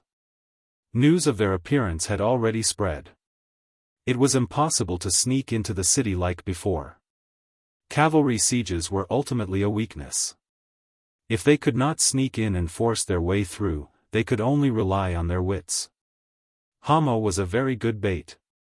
In order to allow the 3 regiments to successfully complete their mission, Tian who took the initiative to maintain a certain distance, giving them enough space to execute their plan. When Hu Bo discovered that the main force was not in a hurry to meet up with him, he relaxed.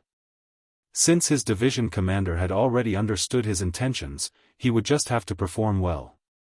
General Hamo, who was running at the front, would occasionally turn back to look. When he discovered that the distance between the 2 sides was always about 1 li, he finally let out a sigh of relief. Reality had proven that the difference in speed between the 2 sides was not much. This 1 li distance would be his chance of survival. It was supposed to be a night of harvesting the fruits of their victory, but Hammer had been running all night.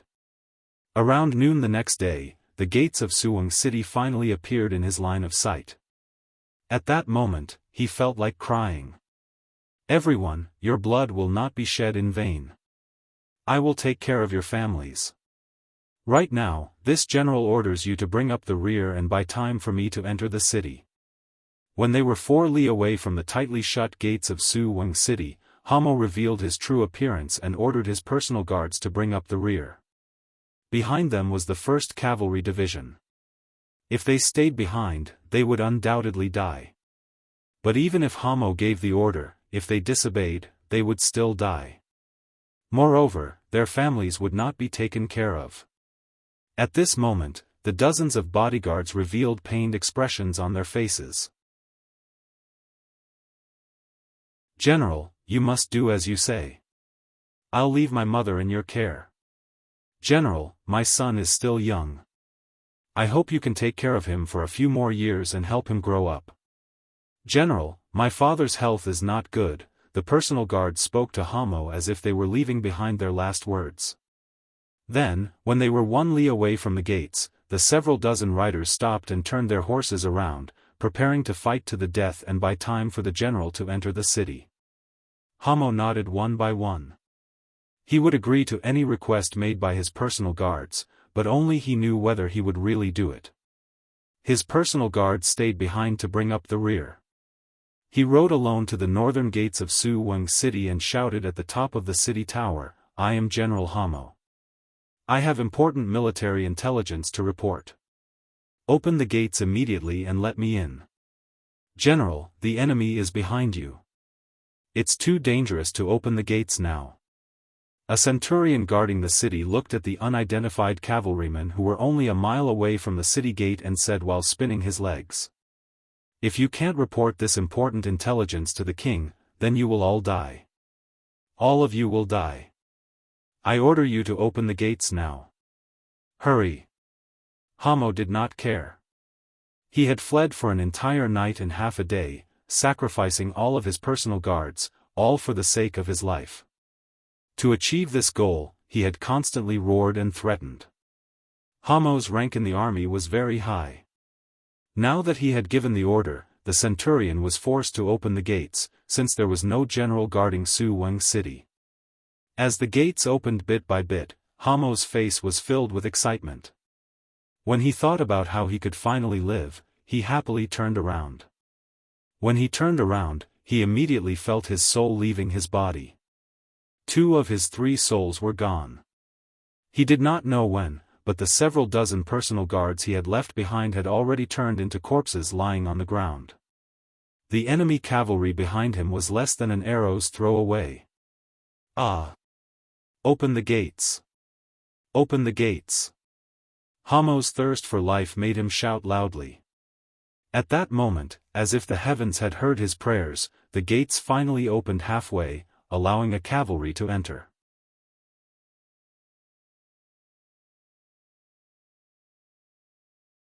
Chapter 920. Ha, ha ha ha. Ah.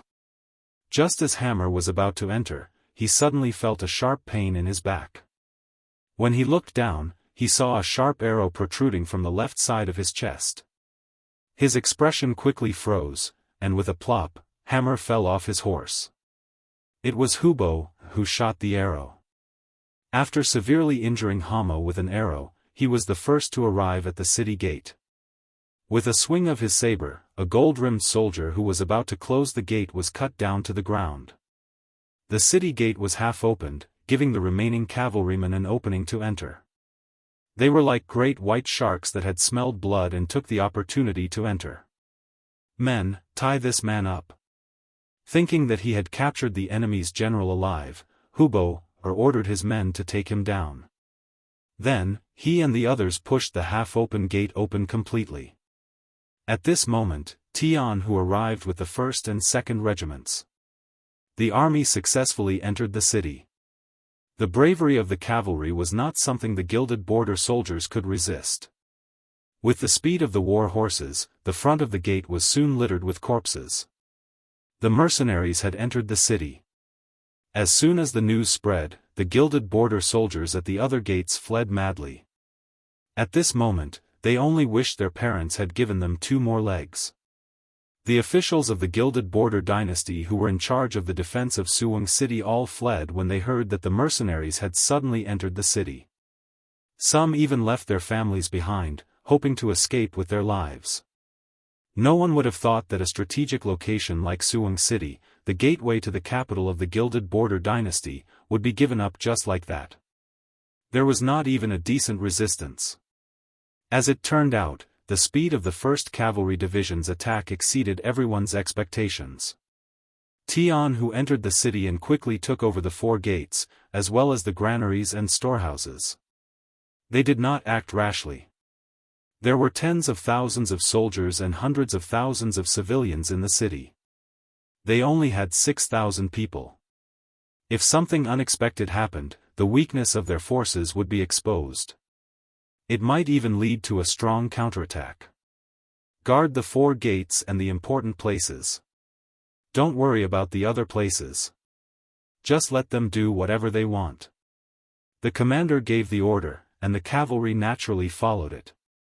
As a result, the people in the city were the ones who suffered. When the Phnom Penh troops, who were afraid of death and had just fled to various parts of the city, found that the mercenaries did not launch a large-scale search and massacre, they did not think about how to rush out of the city, but how to burn, kill, and loot during this unregulated time. Everyone had their own selfish desires, and they also had a dark side to them. Usually, because of the strict management, they had to be self-disciplined. Most people didn't dare to show it. But now, it was different. The law that was weighing on their heads had disappeared. They didn't even see a single person in charge. They had become completely free people and could do whatever they wanted. As a result, it was inevitable that the army would loot the civilians. The thugs on the streets would loot the civilians. Even the younger and stronger men would form groups of 3 to 5 to loot the civilians. The wealthy families in the city who didn't manage to escape in time couldn't avoid becoming the first targets. Suwang city was in chaos, and there were sounds of fighting and killing everywhere. Who knew how many commoners had suffered an undeserved calamity? Their families' only wealth had been rummaged through and taken away. The young women in the family, or those who were slightly more beautiful, had also become the targets of the robbery. Cries and shouts could be heard incessantly, begging for mercy and complaining. On the streets, one could often see groups of robbers running back and forth. Sometimes, they would even engage in internal strife due to the uneven distribution of the spoils. The sounds of swords clashing were also incessant.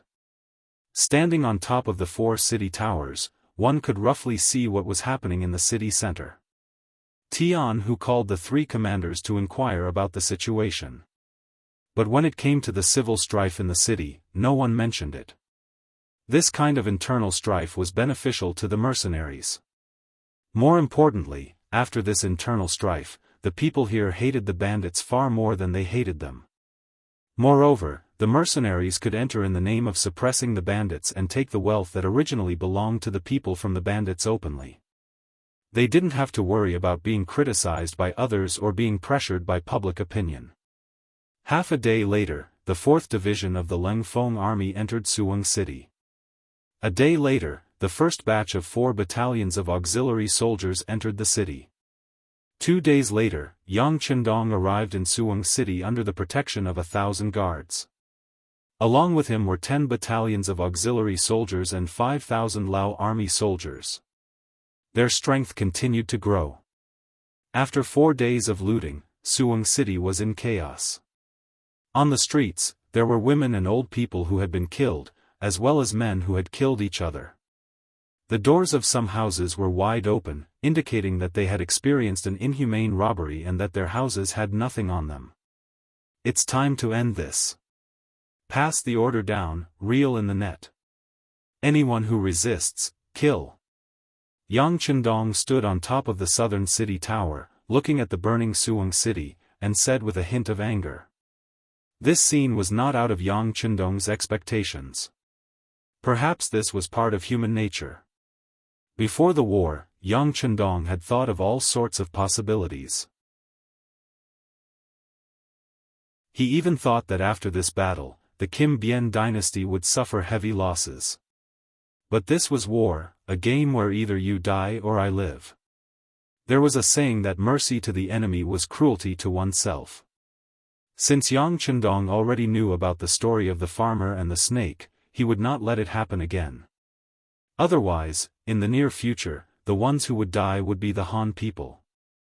As the saying goes, if I don't go to hell, who will? For the sake of the Han people, for the sake of dignity, for the sake of the future generations, some sacrifices were necessary. It was like a person eating a bun. Not only could he eat meat, but he could also eat noodles. War was the same. The army of the enemy forces must be destroyed, and the people of the enemy forces must also be affected. This was inevitable.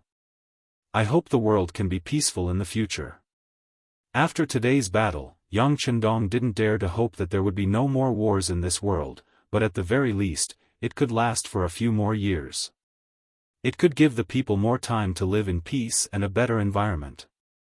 It could also let them know that life was actually very beautiful.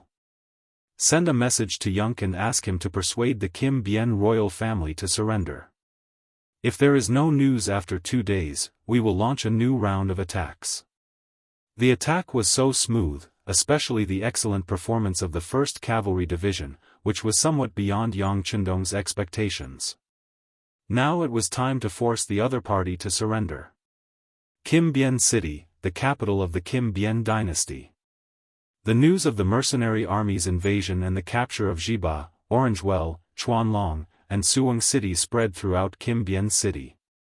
For a time, the people were in a panic, and the social order began to be chaotic. More than a year ago, the Kim Bien dynasty had experienced such a war. But fortunately, the foundation was good. Although some aspects of work had not been fully restored after the war, at least the lives of the people were still guaranteed. And this time, the scale of the army was obviously larger than the previous one. The experienced merchants in the city immediately began to hoard goods. For a time, the price of rice in Kim Bien had become so expensive that the people at the bottom had no food to eat. Even the ordinary people were facing the possibility of starvation at any time. The regime of the Kim Bien dynasty was still there, so it was naturally impossible for there to be civil strife like in Suwang City. However, there was already chaos on the streets. For this reason, the city guards were dispatched twice to arrest some people. But this was just a temporary solution. When the people had no food to eat, even if they knew that they would be beheaded, they would still rebel. In the palace, King Boromir was sitting high, discussing countermeasures with his ministers. Compared to usual, Boromir's face was obviously anxious at this moment. This time, the mercenaries had gone to war without declaring war. Not only did it violate the rules, but it also caught him off guard. Based on the battle reports, the mercenaries had sent out very elite troops. It was not like the intelligence reports said that they used the local army like Laos. What are you doing? What are you doing? Drag them out and behead them in public. As soon as the meeting began, Boromir did not hide the anger in his heart. The first person to be executed was the official in charge of the intelligence department. Because he did not give a warning in time, he became the first high-ranking official to be beheaded. Cries for help and cries of injustice echoed in the hall. The official in charge of the intelligence department had already been dragged out. Not long after, there were no more cries. It was obvious that he was dead. For a moment, many of the ministers' faces were very ugly. The king was really angry. At this moment, if he said something wrong, it was very likely that he would bring about an unexpected disaster. Boromir's emotions didn't ease up even after killing the soldiers. His eyes flickered as he looked at the ministers and said in a hoarse voice, "Nearly 100,000 soldiers were completely defeated in just a few days. Most of them were killed or captured, and the cities were lost one after another. Who can answer me? Why is this so? Also, what do you mean by the city's impregnable defense? Who can explain?" In the face of the king's anger, many of the ministers lowered their heads. Everyone knew the strength of the Phnom Penh army. It was not a problem to frighten the ordinary people. However, it was not on the same level as the elite mercenaries. Not to mention, the mercenaries had launched a surprise attack. They were not prepared at all. It was normal for such an outcome to happen. What they were thinking about now was what the mercenaries were after this time. Should it be the same deterrence as last time? Or should it be more beneficial? Or did they really want to annex the entire Phnom Penh dynasty, just like how they had annexed the Jiaoji and Lansang kingdoms?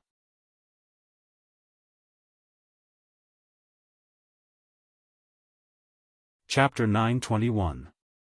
At this moment, the ministers realized that they still knew too little about the mercenaries' appetites and strength. They couldn't make the right judgment and naturally didn't know what to say. The ministers kept their mouths shut and the palace was so silent that one could hear a pin drop. King Boromir was furious and shouted, "What? Are you all mute? Weren't they all good at talking when they were fighting for power and profit? Why aren't you speaking now? Speak, speak to this prince, otherwise, all of you will be thrown into the prison, speak." Since Boromir was angry, the ministers couldn't remain silent. Right Prime Minister Dun stood at the head of the crowd. He felt that the time was right and was the first to step forward. "Your Majesty, I have something to say." "Right Prime Minister, speak." Boromir's eyes lit up when he saw Dun step forward. "Your Majesty, the mercenaries' representative, Mr. Yunk, has arrived at Golden Rim City and is now in my residence. He brought the latest news of the great Ming dynasty's Duke Zhongwei and requested to meet with your Majesty." Dun looked up at Boromir and said. After he finished speaking, he lowered his head, his eyes focused on his nose, and his nose focused on his heart. He was as silent as a monk. He knew what kind of consequences he would face after saying those words. However, he knew that he would be fine. This was because he represented peace talks. Although this was not the king's first choice, it was still a path of retreat. Unless the mercenaries were defeated, no one would give up this path of retreat so easily. This was where the king's survival lay. Sure enough, after saying this, Dun was immediately attacked by all kinds of people. What traitor? What traitor? What spy? All sorts of accusations were thrown at him. At this moment, the officials were furious. It was as if anyone who did not open their mouths to scold Dwayne might be Dwayne's accomplice. Among them, Left Prime Minister Ding Dingwei was the most enthusiastic. The last time the mercenaries came, he suffered a lot because he misjudged the situation. Fortunately, he was experienced enough and had the king's trust, so he was able to retain his position. However, since then, he was obviously at a disadvantage when fighting with the right Prime Minister. After becoming the minister of the left, Ding Ding Wei's wisdom was needless to say. He quickly went into hiding and waited for an opportunity to counterattack. Now that the opportunity presented itself, he would not let it go. He began to scold Dun. When he felt tired, he saluted Boromir and said, "Your Majesty, Dun's heart is no longer with the Golden Bien dynasty. He is clearly a spy for the mercenaries, a spy. This subject requests your Majesty to give the order to kill him, and then surround the right Prime Minister's residence. Capture the mercenary representative, Yunk, and behead him in public. Your Majesty, please give the order to kill Dun and the mercenary representative." The courtiers replied in unison, their expressions solemn, as if they had some sort of life and death feud with Dun and Skylark. Boromir did not look pleased at the unity of his subordinates. He knew that these officials were just worried that he would make an example out of them. Now that they had another target to vent their anger on, they wanted to divert the conflict. What Dun did really annoyed him. He secretly communicated with the mercenaries without a decree. How could a loyal official do such a thing? For this reason, it wouldn't be too much to teach him a lesson, but there was no need to kill him. According to the reports from the front lines, the mercenaries had occupied Su Weng's city for several days and had no intention of attacking. He could use this opportunity to mobilize his troops, but if he killed the other party's messenger, it would be forcing the mercenaries to be ruthless, which would be equivalent to slapping himself in the face, and he would not do such a thing. It was precisely because Dun had grasped the king's mentality that he was able to say these things without fear.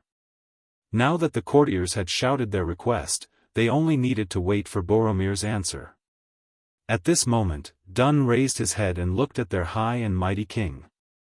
"Well, why don't we kill the messenger when two countries are at war? Everyone wants me to kill the messenger. Isn't that making this king unjust? Ah! Men, go to the right Prime Minister's residence and bring the messenger of the mercenaries here." Boromir finally made his decision and pretended to reprimand his subordinates. Many of the courtiers immediately shut their mouths. They had no intention of going against the right Prime Minister, but the situation was like this. If they did not stand up, it would be easy for them to be punished. They were just following the crowd and shouting their slogans. As for the final decision, it was up to His Majesty to make. Now that the decision was made, many courtiers wisely shut their mouths. Only the left Prime Minister, Ding Ding Wei, continued to shout. "Your Majesty, we can meet the messenger, but Dun is indeed suspected of being in cahoots with foreign countries. He must be severely punished. Otherwise, if everyone follows suit, wouldn't the country be in chaos?" "Alright, left Prime Minister, this king understands everything. Let's talk about it after we meet the messenger." Boromir interrupted Ding Ding Wei's request. He really wanted to figure out the purpose of this mercenary group, and before he had an answer, he wouldn't act rashly. The hall became quiet again. After about half an hour, the sound of footsteps finally came from outside the hall. The king's guards appeared, and behind them was a middle-aged man in Han Chinese clothes. His face was calm, and his eyes were spirited. He walked forward step by step and stood between the two rows of officials. "Courtier Yunk greets your Majesty and sends his greetings. You don't have to be so courteous." Boromir suppressed his anger and appeared very calm. After all, he was the king of a country. He could not lose his composure so easily. "Thank you, your Majesty." Skylark, who had no intention of greeting Boromir, immediately raised her head and smiled at Boromir. At this moment, Boromir also looked at the other party's face. After 2 breaths of time, Boromir was the first to feel uncomfortable. He gently tilted his head to the side and said, "This time, the Duke of Loyalty didn't even give a greeting before dispatching his troops. He killed 100,000 soldiers and nearly 1,000,000 civilians. He robbed my city and plundered my wealth. This kind of bandit behavior is shameful. Does the envoy have any explanation for this?" "Your Majesty is wrong. The Duke of Loyalty sent his troops to the south because you tore up the friendly trade agreement. You stationed your troops at the border and blocked the trade route. We were only passive and took the initiative to strike first. Yuan was already prepared for this, so he did not hesitate to answer. Passive and took the initiative to strike first. Huh, what a joke. Boromir looked up to the sky and laughed to express the anger in his heart. This was simply unreasonable, but he also knew that he was now the weaker party, and there was no point in continuing to argue. In Suang City, 300 miles away from Golden Rim City, the mercenaries might be ready to go. Now was not the time to reason, but to find out what the other party's purpose was. Soon after, Boromir stopped laughing. When he looked at Skylark, he regained his composure. Emissary, why don't you tell me what your Duke of Loyalty wants? Okay. Yuan replied. He then raised his head and said in an incomparably serious tone, the Duke of Loyalty said that the Golden Rim dynasty has gone back on its words and there is no need for it to exist. Now, the only way out is to surrender. The Duke of Loyalty can guarantee everyone's safety. He can even protect part of everyone's personal wealth. Shut up, bastard. Left Prime Minister Ding Dingwei finally couldn't help but reprimand him. He raised his right hand and pointed at Yuan, saying, your Duke of Loyalty wants to annex my Golden Rim dynasty. He needs to have the strength and appetite to do so. Huh, you must be the left Prime Minister. You will soon know if the Duke of Loyalty has such an appetite. Look at your 100,000 troops and several major cities. Didn't you lose them in just a few days? How many of such troops and major cities do you have? How many times can you withstand the attacks of the mercenaries? By the way, there is one thing I forgot to tell everyone. The Duke of Loyalty has already given an order. He will give you 2 days to surrender. Otherwise, you will know what it means to be under the pressure of a large army and what it means to be in despair. Shut up. Seeing Yuan boasting so shamelessly at this time, Ding Dingwei roared angrily. He then turned to Boromir and said, Your Majesty, this person was disrespectful to you in the hall. I would like to ask you to punish him for disrespect and behead him in public. Ding Dingwei wanted to kill Yuan, but the person who was about to be killed had a calm expression on his face. It was as if he did not hear those words. His face was still incomparably calm, as if what they were talking about had nothing to do with him. Skylark's calm demeanor made Boromir gnash his teeth in anger. However, he knew that Skylark couldn't die just yet. Just as Right Prime Minister Yuan had thought, this would be a way out for him. Unless he could gain the upper hand, he couldn't casually kill the messenger sent by the Duke of Loyalty. That would create a life-and-death feud. On the contrary, not only could he not kill Yuan, but he also had to protect him. At least before the overall situation was settled, nothing could happen to this person. The Right Prime Minister is suspected of colluding with a foreign country. However, due to insufficient evidence, he is now relieved of all his duties.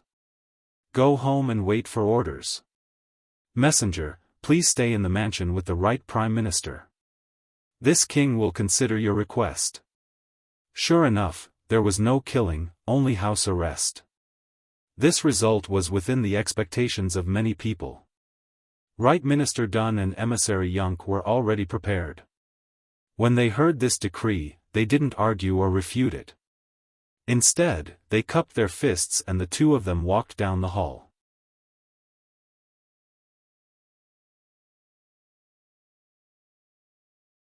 Chapter 922.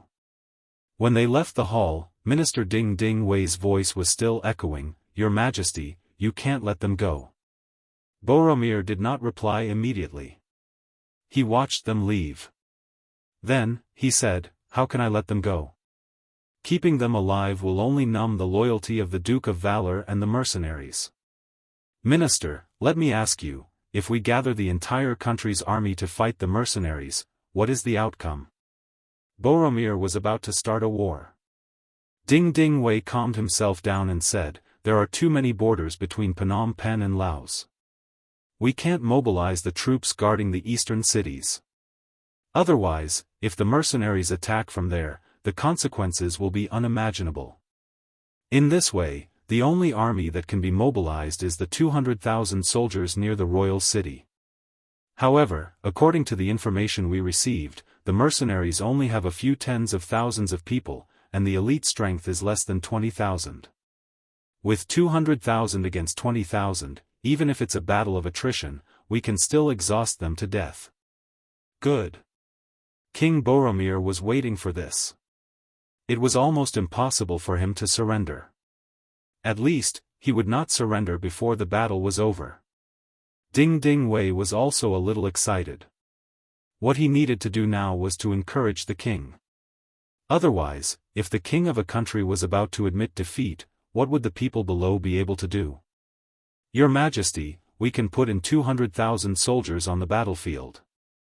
As long as we can stop the enemy's attack, Siam and Ava will not sit back and do nothing. When their reinforcements arrive, it will be time for us to counterattack with all our might. If it's possible, the capital can start conscripting soldiers right now and mobilize the entire country. We have more than 4 million citizens, so it's possible for us to gather an army of a few 100,000. As long as Your Majesty opens the national treasury, as long as there is money, it will be easy. Ding Ding Wei, who was getting more and more excited, seemed to have thought of something and continued, Your Majesty, our intelligence department reported that in Dragon River City, a fire burned hundreds of thousands of our citizens, causing the entire Dragon River City to be plunged into misery and suffering. Once the mercenaries' actions are spread out, it will definitely attract the support of the citizens of the country. At that time, we can use the power of the country to block the mercenaries' iron hooves. Victory will eventually belong to us. Good, good. We will do as you say. However, we need to be careful about the recruitment of new soldiers. After all, the war is imminent. Even if these people join the army, they will not be able to form an effective fighting force in a short time. How about this? Let the officials and merchants in the capital take out some money and try to recruit some new soldiers. We will decide after we see how the situation goes. Boromir agreed to all of Ding Ding Wei's requests. He even gave him the command of the army. However, he had a different opinion on the recruitment of new soldiers. Saying that the new recruits were weak was just an excuse. In the end, Boromir did not want to use the money in the national treasury. From this, it could be seen that as the king, he did not have high hopes for this battle. No matter how dangerous the situation was, as long as he had money, he would have a chance to rise again. Left Prime Minister Ding Ding Wei naturally saw through this point, but he did not raise any doubts about this matter. Rice had to be eaten one bite at a time. First, they had to decide on the idea of going to war. As for the matter of recruiting new soldiers, it was inevitable. As long as there was hope for victory, presumably the king would make the right choice. The court session came to an end. Ding Ding Wei was given power, and the army and local affairs were handed over to him. Orders were given out as the armies gathered and surrounded Su Weng City from the vicinity of the royal capital. At some point, a rumor had spread in the city that the mercenaries were extremely cruel and had burned down Chuanlong City. The hundreds of thousands of people in the city had either died or been injured. The tens of thousands of gold-edged soldiers in the city had also suffered heavy losses. Commander Hamo had died heroically while protecting the civilians as they retreated. Once this news came out, it immediately aroused the hatred of many people. Many people began to look for ways to serve the country and resist the enemy. It was at this time that the officials and merchants of the royal capital began to donate money and goods. The leader was Ding Ding Wei. In order to raise more money and goods, he had sold an ancestral property in the royal capital. With him taking the lead, the other ministers and the merchants who were inextricably linked to them had no choice but to cough up some blood. Naturally, there was no lack of people who were stingy. But soon, some people were arrested and imprisoned for various crimes. This was Ding Ding Wei's counterattack. He wanted to make an example out of them. And with such examples, the officials and merchants became more proactive in donating money and goods. Gold Edge City was making preparations for the counterattack under Ding Ding Wei's command. But no matter how hard they tried, 2 days of preparation was far from enough in the face of a war. For this matter, Ding Ding Wei went to the palace, hoping to have more time to prepare. King Boromir immediately agreed, and then sent someone to Dun's house to inform Skylark that they were considering and studying the issue of whether to surrender the mercenaries or not. But it was impossible to reach a consensus in a short time, so they needed more time to prepare. He also hoped that Skylark could inform the Duke of Loyalty to suspend all military operations. Okay, I got it. Skylark's face was calm, not showing the slightest excitement when the other party said that they were considering the issue of surrender. After the messenger left, Dun looked at Skylark nervously. Mr. Yuan, you don't really think that my king will surrender to your mercenaries, do you? Why not? Skylark sat back on the chair and gently sipped the hot tea with a faint smile on his face. Mr. Yuan, although we are under house arrest and can't get out, we can still hear some of the movements on the streets. Now that the entire King City is preparing to fight against the mercenaries, this is clearly the sign of a great war. The so-called surrender is just a temporary measure to buy time. Dwayne said with a tense expression. It was true that Dun was the right prime minister of the Golden Bien dynasty. However, with the appearance of Skylark and the conditions of the deal, he boarded the mercenary ship. He had already made his stand clear in the court. Now, there was no way out. Next, unless the Gold Edge dynasty was really destroyed, otherwise, no matter where he lived in the future, he might face the possibility of revenge at any time. So if one had to say who was more nervous about the situation now, it was not Skylark, but Dun.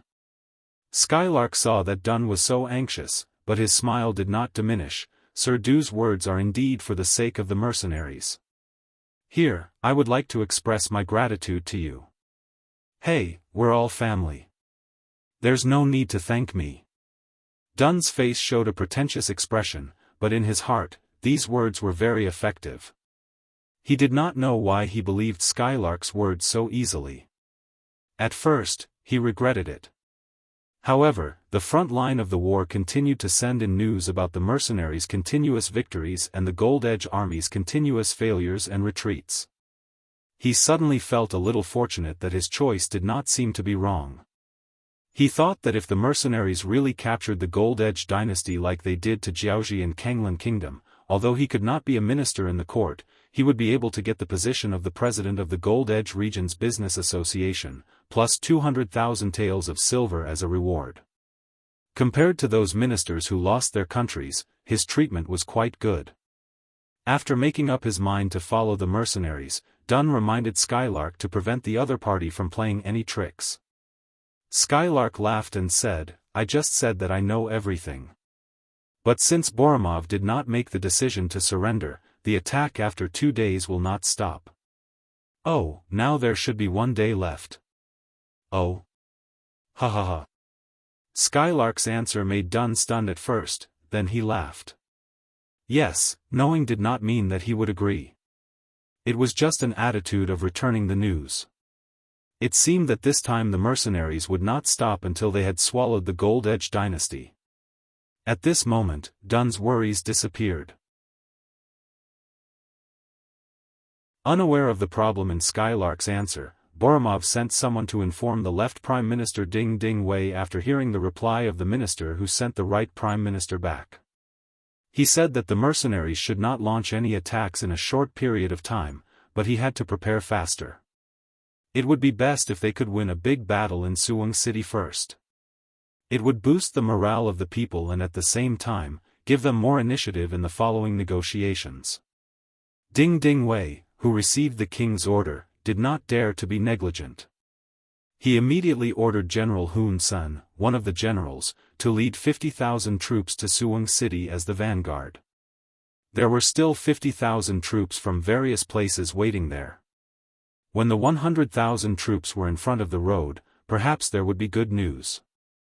Ding Ding Wei wanted to tell the mercenaries that this time, the Gold Edge dynasty was ready for a decisive battle. If they must fight, then they would accompany them to the end. It was still unknown who would win and who would lose. At that time, the mercenaries would be deeply involved. At that time, if the Siam kingdom and the Awa kingdom took the opportunity to make trouble in the rear of Laos, it would not be easy for the mercenaries to retreat safely. Ding Ding Wei had planned everything very well. As long as he had enough time, with the support of His Majesty, he could confront the mercenaries. The outcome would be full of suspense. Once he defeated the mercenaries, his reputation would be unparalleled. In the future, history would have a fair evaluation of him, and it was even possible that it would be full of praise.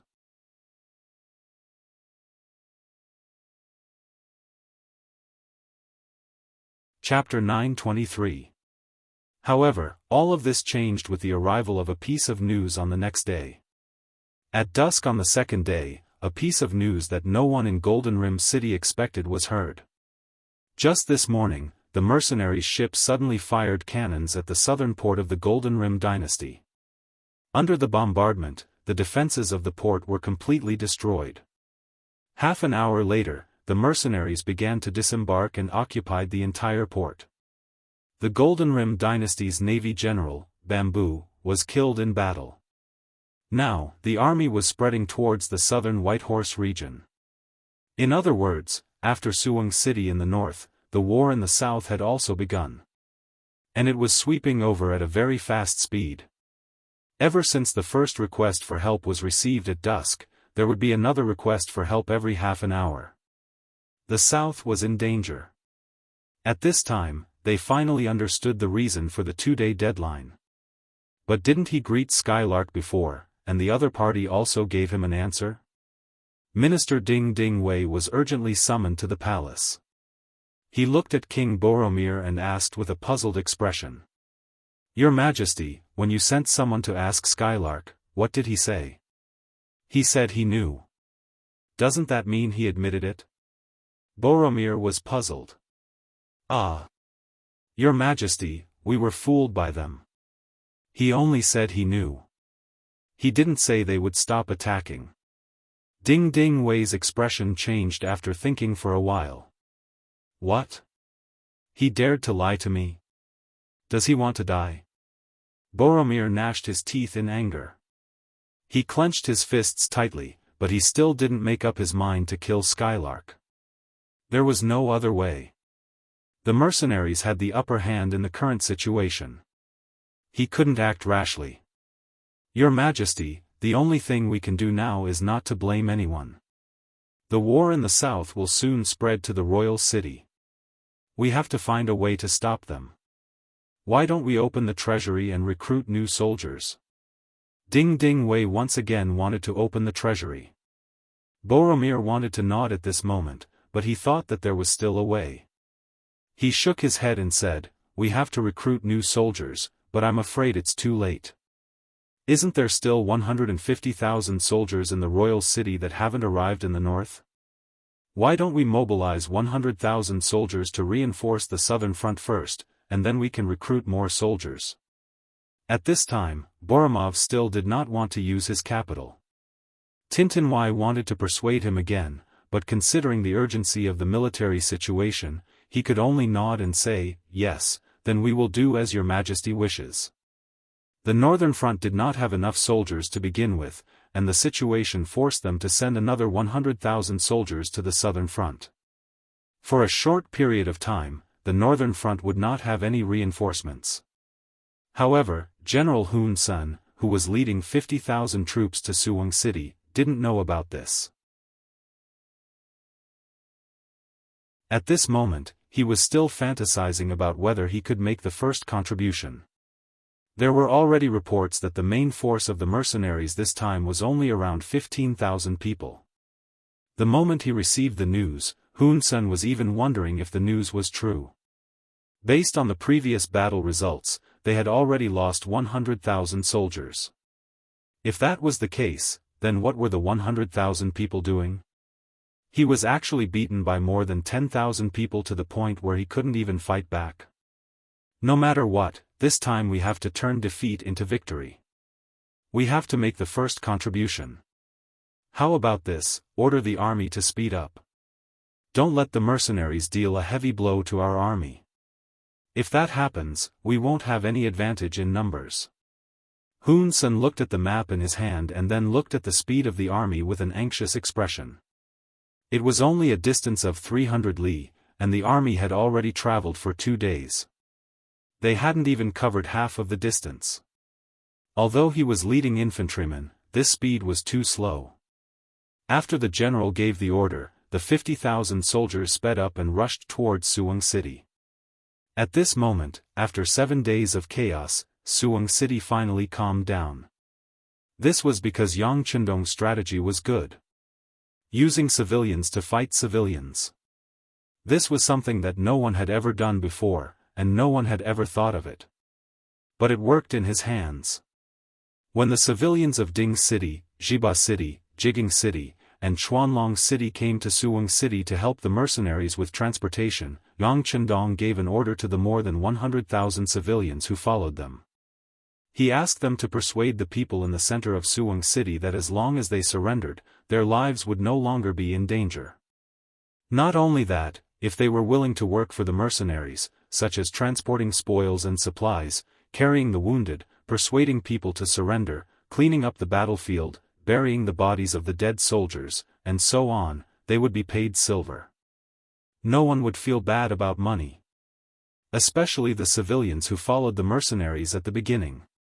They found that as long as they were obedient, the mercenaries would never beat or scold them. They would even nod when they met to show their friendliness. This was a treatment and respect that the Gilded Dynasty's army didn't give them. But now, the mercenaries gave them this treatment. Because of this, they could be respected and treated as human beings, plus the considerable amount of silver, everyone's heart began to lean towards the mercenaries. The civilians were originally simple, they were the people who knew what was good and bad. As long as someone was good to them, they would be good to them in return. On the contrary, even if they were of the same race, if they were oppressed, they would also stand up and resist. More than 100,000 civilians received benefits from the mercenaries, and after they entered Suwon City, their role was fully played. Since they were all civilians, they had more in common. Under their word of mouth, many civilians were persuaded, some troublemakers were arrested, and the public security in the city was improved. The auxiliary soldiers also solved the problem of feeding the civilians by opening the granaries and other methods. Whether it was public security or order in Suwon City, it was restored to the right track. From the moment the civilians entered the city, the chaos in the city was restored to order in just 2 days. Looking at this result, many people admired Yang Chendong even more. Beta Persei also flattered him more than once. Young master, I admire you when it comes to fighting, but Beta Persei admires you even more when it comes to governing. It seems that there is nothing in the world that can stop you. You are really the reincarnation of an immortal, you are really. Okay. One would vomit after listening to too much flattery. Although Beta Persei was speaking from the bottom of his heart, Yang Chendong still interrupted him and asked, the 1st Cavalry Division and the 4th Division of the Cold Front have rested enough, right? They have rested for a long time. These days, they didn't have to worry about the things in the city. They were just resting. Young master, Division Commander Tian and Division Commander Ling have come to you several times and asked to fight. Beta Persei chuckled. Then, young master, I will give them a chance now. Tell them that there are 50,000 enemies outside the city. How to deal with them will be up to the 2 division commanders. This young master will not participate. Yang Chendong nodded. Previously, they had conquered several cities and defeated more than 100,000 enemies. It was easy to say, but in fact, it was just a matter of speed against speed, so many soldiers didn't get a good rest. Taking advantage of the chaos in Suwon City, he gave the 2 divisions enough time to rest. Now that the blade was almost sharpened, it was time to unsheath it. After Yang Chendong gave the order, the 4th Division of the Cold Front and the 1st Cavalry Division left the city after dinner. It was obvious that they were going to launch a night attack again. Due to a lack of nutrition, the ancient armies often suffered from night blindness. This caused them to be at a disadvantage when marching or fighting at night. However, the mercenaries were different. Their nutrition was always balanced. With Crimson City as their base, they didn't lack money. Not only did they not suffer from night blindness, but because of their frequent night training, they were extremely proficient in night battles. So that night, the 2 divisions, which added up to less than 15,000 people, launched a fierce counterattack against the Golden Edge Army stationed 10 miles in front of Suwon City. When the sound of guns and cannons rang out, the 50,000 unprepared Golden Edge Army was hit hard. Although they had sent out night guards, in front of the fierce attack of the 2 elite divisions, they could not withstand a single blow.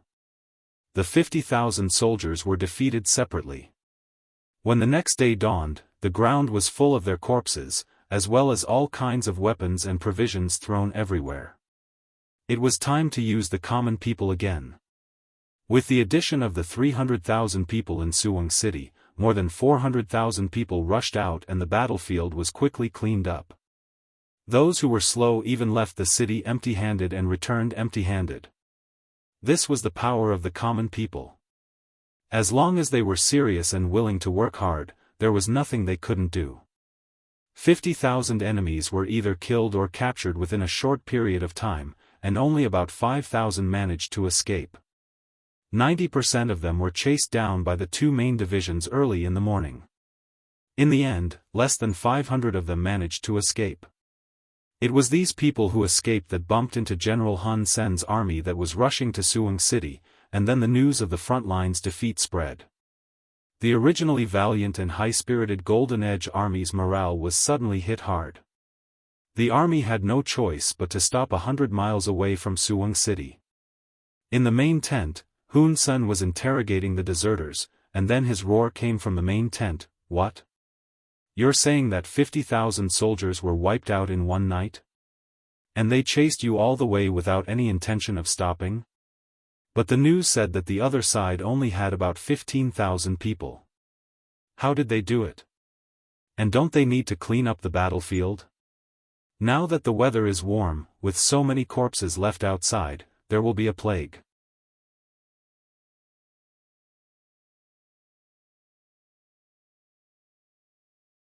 Chapter 924. It was no wonder that Hun Sen did not believe them. 10,000 men could defeat 50,000 men, but what were they going to do next? The battlefield was too close to Suwon City. If there were any diseases, the mercenaries would be the first to suffer. The enemy should know this, so why did they still chase after them? Did they not want to live anymore? If these deserters said that the mercenaries were only chasing after them, he might believe them. However, if they said that the entire army was chasing after them, it would not make sense. Since they were elites, they should know the importance of cleaning up the battlefield. It seemed that these deserters were not trustworthy. Just say that they are deserters and are afraid of death. Drag them out and kill them. Hun Sen waved his hand to his deputy. The situation at the front was unclear, and it was hard to say if they had really lost the battle. However, what he needed to do now was to stabilize the morale of his troops. Otherwise, how could they fight the next battle? These 100 deserters were now very regretful. They didn't die under the fierce attack of the mercenaries and didn't surrender. However, they never thought that they would die in the hands of their own people. If they knew this would happen, they would have surrendered to the mercenaries. "General, what do we do next? Do we continue to advance?" The generals at the side asked. "It's already dark. Let's rest for the night. Send more scouts so that they could figure out what was going on ahead. Also, let's sleep with one eye open." Hun Sen thought for a moment before giving the order. After knowing that the enemy was cavalry, they set up many horse traps and stakes outside the tent to prevent sneak attacks in the middle of the night. There were even people with bows and arrows in the dark, waiting for the mercenaries to appear so that they could catch them off guard. The night passed peacefully without any signs of danger. In the morning, the scouts at the front sent back news that they were about to reach Suwang City. However, they did not find any corpses left behind from the battle. As for the whereabouts of the 50,000 men, they were still searching and there was no news for the time being. Ha! Hun Sen laughed heartily when he saw the report from the scout. I told you that the 50,000 soldiers in front of us would be fine. Otherwise, how could we have cleaned up the battlefield so quickly after such a big battle? Humph! I was almost killed by those cowardly deserters. Killing them would be too easy for them. Give the order for the entire army to head to Suwang City after breakfast. General, should we wait for the army there before we advance? A deputy general asked cautiously. It was understandable if one deserter said that, but more than 100 deserters said the same thing. This was suspicious. It doesn't matter. They must have taken advantage of the terrain to hide. As long as our main forces arrive, they will definitely come out. At that time, it will be time for us to counterattack. All right, inform the army to prepare to depart. Hun Sen said confidently. There was nothing wrong with being cautious in a battle. However, being overly cautious would be seen as cowardice. The gains would not make up for the losses. After a night's rest, the 50,000 Gold Edge elite troops set off again, heading towards Suwang City, which was 100 miles away. Their movement was discovered by the scouts of the 1st Cavalry Division who were hiding in the dark. They quickly reported to their commander, Tianhu, who was hiding in a valley nearby. Tianhu laughed when he heard that the 50,000 elites of the Gold Edge dynasty were not ambushed. It seems that some people have the same idea as us. They have given up on the night attack. Yes, Ling Feng is indeed Ling Feng. They must have realized that the 50,000 enemies were the elites of the Gold Edge dynasty. Moreover, they were prepared. It would be difficult to ambush them and they might even fall into the enemy's trap. The second commander, Lu Duo, nodded and sighed. That's right. Since everyone has made the same choice, the next attack should start soon. Brothers, we are the 1st Cavalry Division under the command of the 6th Young Master. No matter what, we can't lose to others. Our performance has been good. Now it's time to see who can take the head of Hun. Senator, are you confident? Tianhu stood up. He knew that the war was about to start. Before the war, he needed to boost the morale of his troops. On the other side of the road, the 4 divisions of Ling Feng were also ready to attack. After a night of fear, the Gold Edge army still chose to move forward. This could only mean one thing. They were not sure that the 50,000 troops in Suwang City had been destroyed. Otherwise, they would have turned around and retreated. Comrades, the enemy is on the road. They don't know of our existence at this time. This is our chance. If I'm not wrong, the 1st Cavalry Division must be watching us from somewhere.